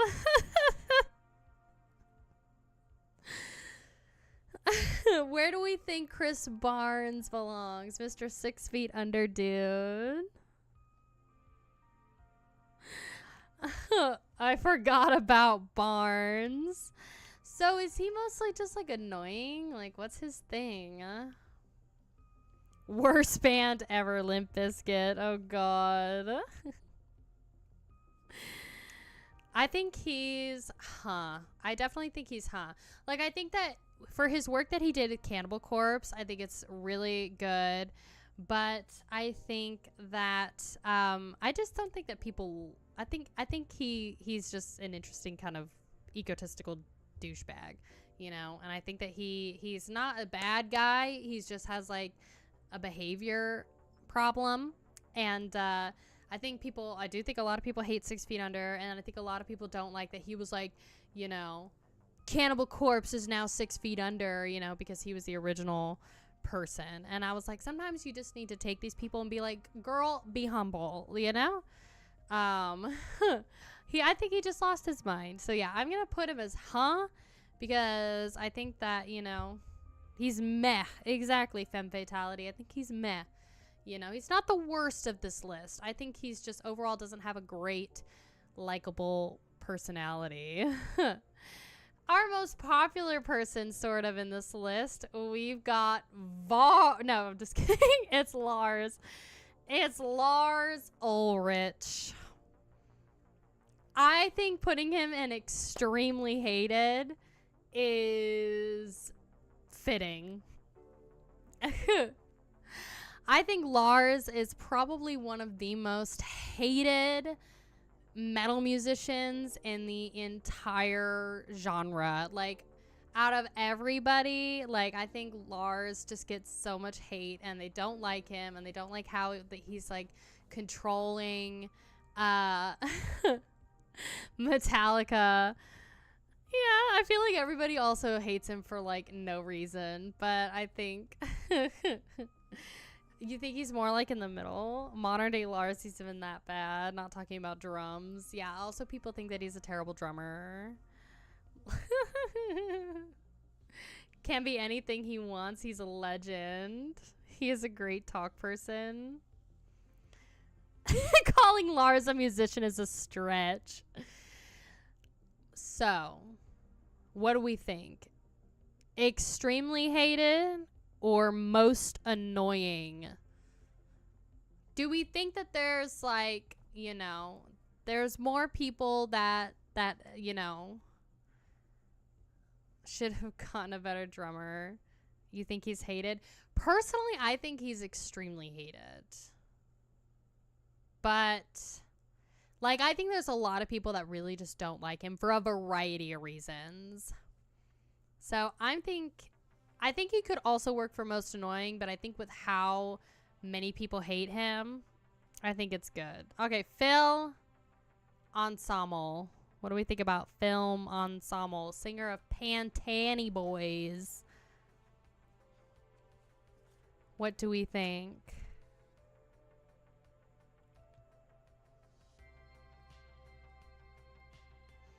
I don't think a lot of people hate Phil.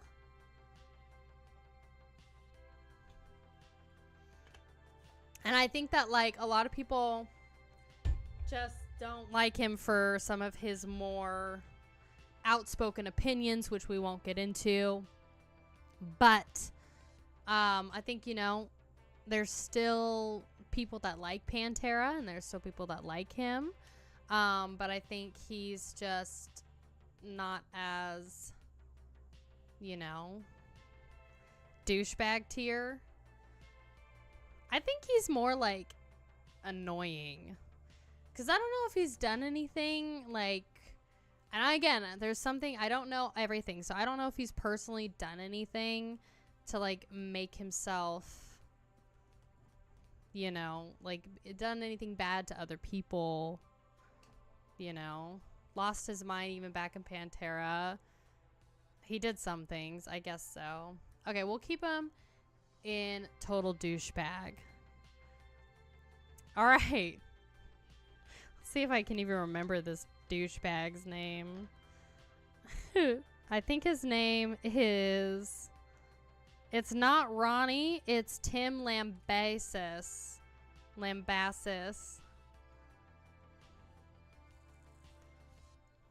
Tim Lambasis. This is the dude, I think, who...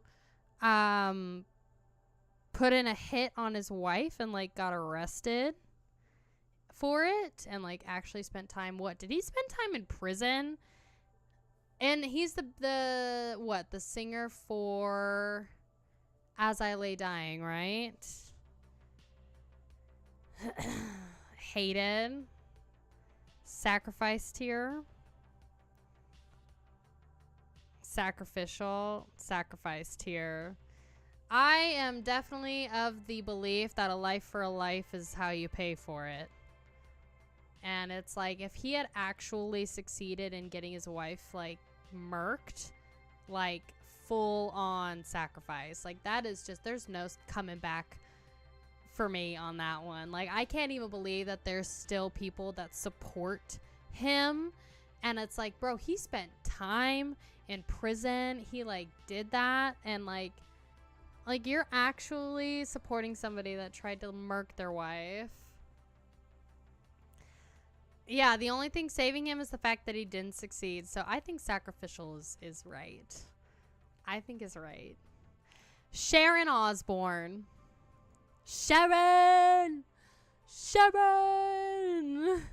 Now, as far as I know, Sharon gets hate because she was very overprotective of Ozzy Osbourne. However, I also read some stories where she like sabotaged a show. I can't remember who the band was, but she like sabotaged a show that Ozzy was playing in, and she did it for like the opener band or something like that. Was it Iron Maiden? And like she did something. I forget what it was, but she like sabotaged the show and made it to where like they could not play. So that's rough, girl. That's rough. Extremely hated. 'Cause I think she's like, she's kind of an icon because she's, you know, Ozzy Osbourne's wife. But that's brutal, girl. I think she's annoying. I think she's also annoying. I think that like that's rough. Like what she did was not cool. That's like a total. That's right. They messed with the soundboard for Iron Maiden. I think it was Iron Maiden.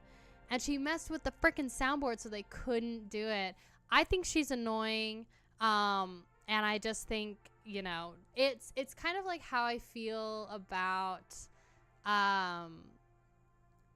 who's the mom Kardashian? Kris Kardashian. It's kind of how I feel about her. Like, I get the same energy about Sharon Osbourne as I do about Kris Kardashian, in a way. All right, now we're on to the character of the time, Mr. Ronnie Radke. I don't know. I forget what band this dude's in. But I think that this is, I mean, he's in a band that I have no interest in listening to. I forget what it is. I forget what band he's in. Falling in Reverse, that's right. And that band is like making waves in like the reaction community for YouTube, like the metal reaction community. And I don't get it. Maybe I'll have them on the channel and be like, oh yeah, you know, but I don't know. I don't know, because that's how I originally felt about Electric Callboy, but y'all like Electric Callboy, and I'm shocked. So, his actions actually had someone killed. Ronnie? Oh my gosh. What happened? Is it something that has to do with a car accident? Ronnie Radke is automatically sacrificial, do we believe? Sacrificial or extremely hated? Like, I genuinely believe if you take somebody else's, like, life or you have harmed somebody, like, sacrificial or something like that. And the tear, maybe. But it was a gang fight? Oh, gosh. Okay, so... hated tier. But see, if we put... that's the thing, though. If we put Tim Lambassis, who wasn't actually successful in murking his wife, in sacrificial, then that means we have to put Ronnie in there. If he had something to do with getting somebody murked... if he's admitted to beating women, yeah, Ronnie, you're going in sacrificial. There's no other way. Like, gross. Like, actually gross. Okay, this next person, I don't know, really. I don't know the T behind them. And I don't really know how to pronounce their name. This dude, it's Yngwie Malmsteen. He's a guitarist.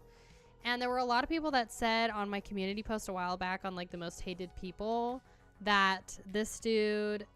Yngwie, I don't even know how to pronounce his freaking name. Is it Yngwie Malmsteen. So what a freaking name. Like, I read that he was like yeah, he's on here. I read that I think he's just got a problematic personality.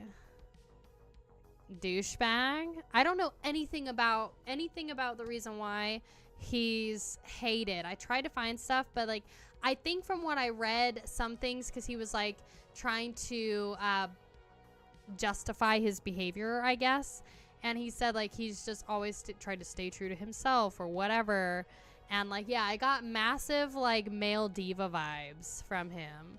Huge ego, definitely. He was abusive to his partners. God complex. So far up his own ass. So we should put annoying.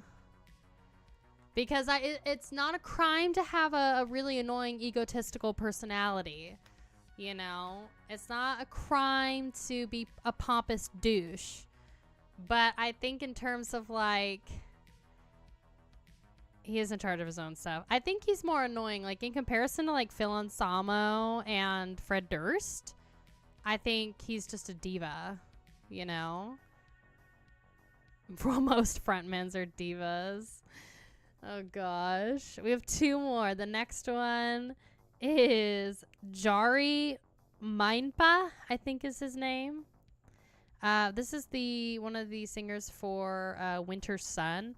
Now, some of y'all said that he's most hated because of the way that he's, like, treating Winter Sun and not helping to, like, release albums. And he's just, like, one of the biggest reasons why Winter Sun is lagging so much in creating more music for Winter Sun and whatever. He's also here. Yeah, there were a lot of y'all. All of these I picked. I had a community post a while ago asking y'all who the most hated people were. And definitely Jari was on there. Young V, whatever his name is, was on there. So I think that the Winter Sun records we've listened to have been good. But, you know, total douche. You don't know.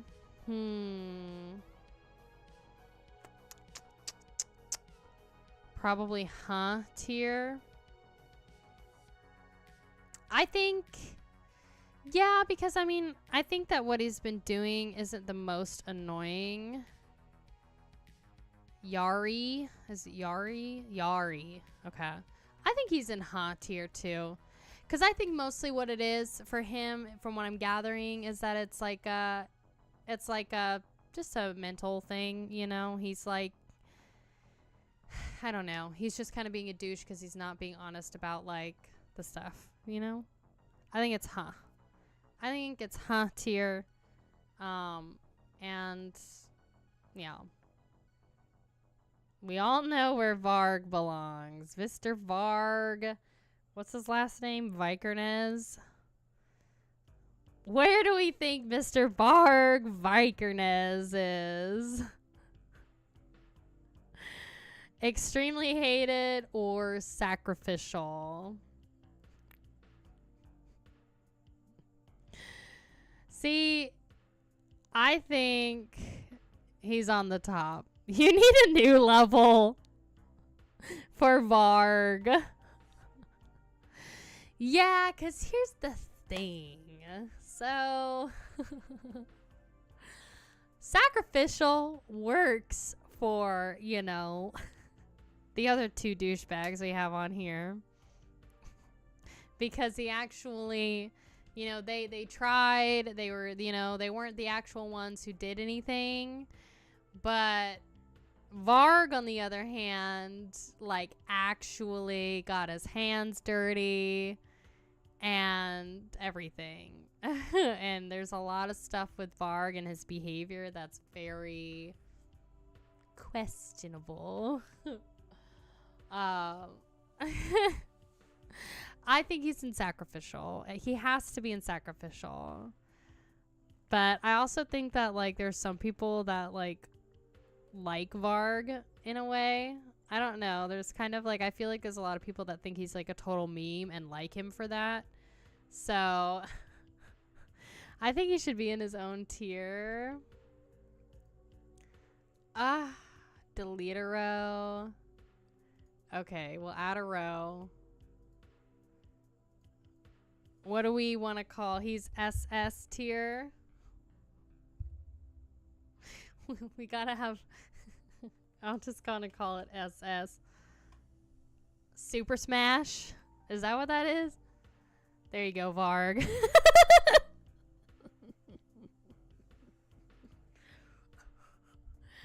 You can't stab somebody 23 times in self-defense.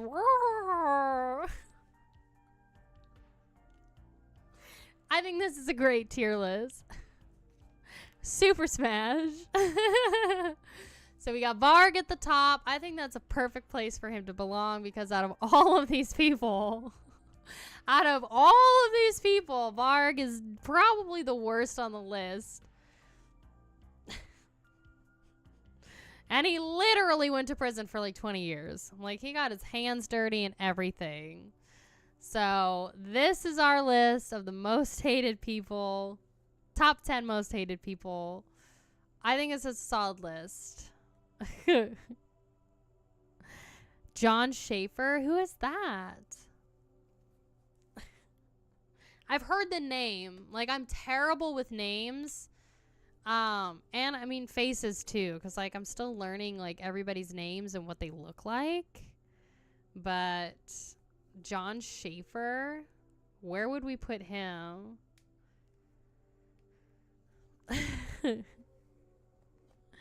If we had to put John Schaefer somewhere. Oh, he's the Iced Earth guy. That's right. Right? I think he's the dude that y'all were saying he was a part of like the January 6th stuff or whatever, which we won't get into. But yes, Iced Earth. Sacrifice tier for John. Oh gosh. Good lord. It's so appropriate for Varg. I love it so much. Look at him in his little sweater.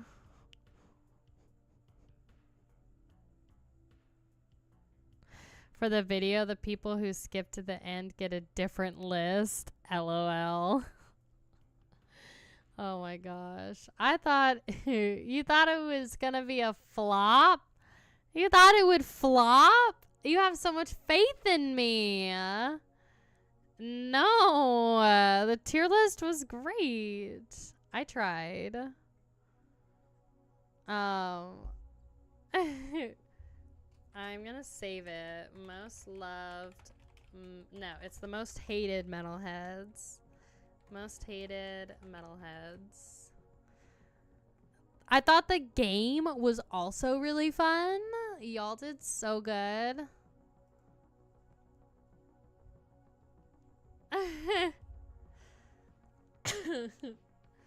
How did you miss Dragon from Inquisition? Look, I don't know a lot of the people that are hated. I only know a few people. You gotta be gentle with me. I'm still a baby metalhead, okay?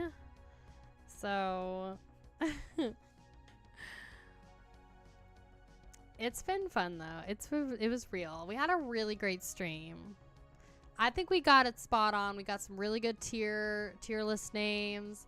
I know he had a YouTube channel, and I know they took it down, and there were some like really, really iconic moments on his channel. But y'all did so good on the game, so I think we're gonna do more of those games here in the future, and I'll kind of come up with some other fun stuff that we can do. You know, for interaction on the stream. But anyway, for that game, y'all got to pick a winner, and for a reaction, so we're gonna do Belphegor, and their song Hell's Ambassador. That's going to be your reward for such a wonderful job in today's game.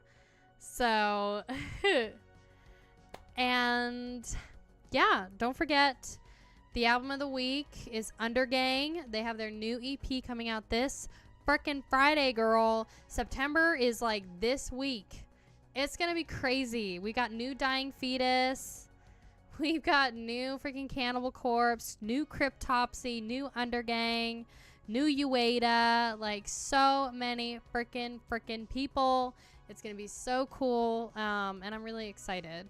So definitely stay tuned for that. Also, if you're looking for an underground heavy metal single to listen to, we've got Lord Vulture, Line 'Em Up. It's all linked down below in the description if you're looking for some new heavy metal artist. I swear every month a scene band member gets canceled. Yeah. There's 2 people this month that are getting canceled. I'm not going to mention them because my channel's not about that, but there's 2 people that are starting some trouble on the social media sphere. And then, of course, First Fragment, if you're interested in them, they've got a tour. They're in a new North American tour that they're doing. So, I feel like we should have like a bingo card. We should do like bingo or trivia. Like I should come up with my own trivia. This Thursday, I'm also going to an Exhumed concert. So if you're in my Patreon, you'll be able to see the concert footage live first before YouTube. And yeah, I will probably link the Frostbite Or King's new single, which is that AI band. So yeah, I'm gonna write down Metal Bingo. That sounds so fun. So yes, we had a really, really good time. I also want to give a huge shout out. I don't think he's in the stream anymore, but Tim Jenkins, guitar. Thank you so much for donating to the channel. He personally requested Nevermore and their song Born. So I will be doing a reaction to that. This week we also have Candlemass coming out. I'm going to try and get Nunslaughter out this week. It just depends on if the video gets unblocked or not. And I've got Celtic Frost, which y'all voted on, is coming out. I've got Burzum is on there, is like coming out soon. Yeah, there's a lot of stuff. So just, you know, stay tuned. There's a lot of things going on. And Judas Priest too. I'm probably gonna do a song for Judas Priest because I don't know I don't know. Look, okay, part of the reason why I want to do Burzum is just so I can have a freaking, there's a meme video of Varg I want to use, and I just want to use it for that video, and that's pretty much it. So that's honestly, and I'm excited. There's a lot of really fun stuff. So other announcements, if you have a Twitch, like I know I mostly stream on here, I'm going to continue to stream on here twice a week. So if you are interested in downloading Twitch or joining Twitch or whatever, you may. I'm gonna start streaming on Twitch every Wednesday morning in the next couple weeks, and I'll have announcements. I'm just waiting for my schedule to even out. I've mentioned this, but for those that are new to the stream, pop it in. I'll make an announcement because in the next like week or two, I should have everything set up and be ready to go to start streaming on Twitch. And on Twitch, if you want to participate in the live reactions, we're going to be doing live reactions on Twitch because I don't really care about their copyright on Twitch. I care about it more on YouTube. So that's why I'm not really doing the live reactions here. No, Twitch is cool because you can split the audio with OBS. And I can't do that through YouTube. So what's also nice about doing live streaming in Twitch is I can have real metal playlist in the stream, so we don't have to listen to the copyright free music. Although the copyright free music, I will say it's not bad.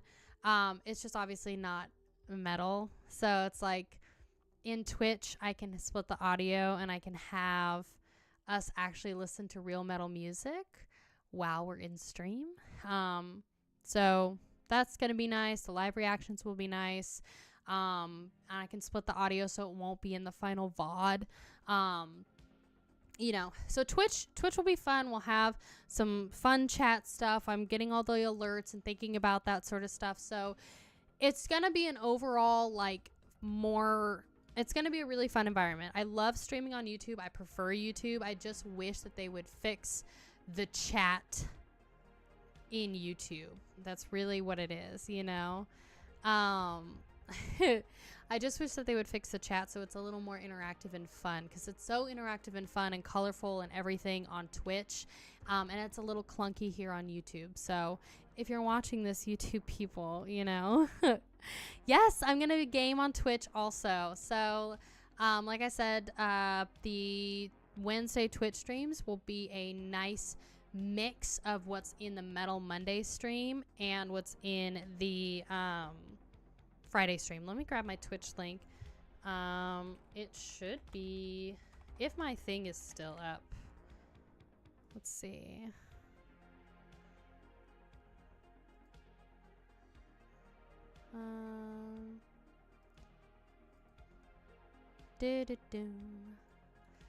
It's twitch.com/imakaiya. Follow me on Twitch. Let's see if I can actually post this. There you go. So that's my Twitch. If you want to follow me, you may. I got 9 people that have followed me. Oh my gosh. Yes, on Twitch y'all can clip all of my stuff. We're still going to be doing Red Dead on YouTube, so we'll be doing different games on Twitch, and we'll still keep the original games on YouTube. That way you're not missing out, because I know it's so weird. It's like, I don't want you to feel like you absolutely have to download Twitch to still hang out with me. We'll still do Red Dead and Amnesia here on YouTube. I've got several other games. There's so many different games we can play on Twitch, so we can still do that. Once Diablo 4, comes on sale from Blizzard or gets on Game Pass, I'm downloading the crap out of that game, because I refuse to give Blizzard my money. So yes, so I'll be doing community posts to shout out the Twitch and stuff like that. So, and like I said, I'll keep y'all in the loop of when that's ready to go. And if you Blizzard game on sale. They just had a summer sale, but of course they didn't put Diablo 4 on sale. So, yeah. Feel free to follow me on Twitch if you want. I'll have more information as we go. I stream on Fridays. If you don't know, I game and we hang out. And I'm currently doing Red Dead Redemption 2. So if you want to see some hilarious and kind of painful mechanics of me going through Red Dead Redemption 2, it's pretty great. You can watch it on Fridays. It's the same time I stream. So that's what we got. Okay? I love you so much. Thank you so much for being here and for hanging out. I feel like we had a really, really great stream. And the gamer streams are an absolute epic time of perfect gameplay by a perfect gamer who never makes mistakes. And I just, you know, it's top tier Red Dead Redemption 2 gameplay at this point. So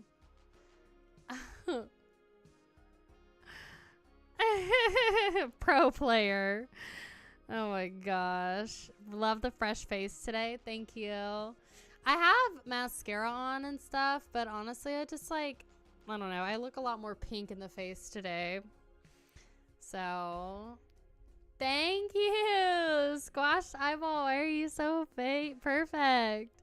Rain in a rain. So, you make it rain. I also need to get more foundation, honestly. I need more makeup. I hate even buying makeup. It's so dumb. It's so dumb, but I like need to buy more foundation and everything. I'm like, oh girl, I gotta go to Walmart. I gotta get my ass a new face. So anyway, that's where we're at. Welcome to the stream. So I will see you guys. I know, I don't know what that currency is either, but I suck at makeup, but these things cost. Yeah. So I will see you all later. On Friday. I'll keep in touch on the Twitch stuff. Y'all already know. And go check out my links down below for Lord Vulture. You get it. I love you. Thank you so much. And I will see you next time, okay? Bye, you guys. Bye, bye, bye. Bye, bye, bye.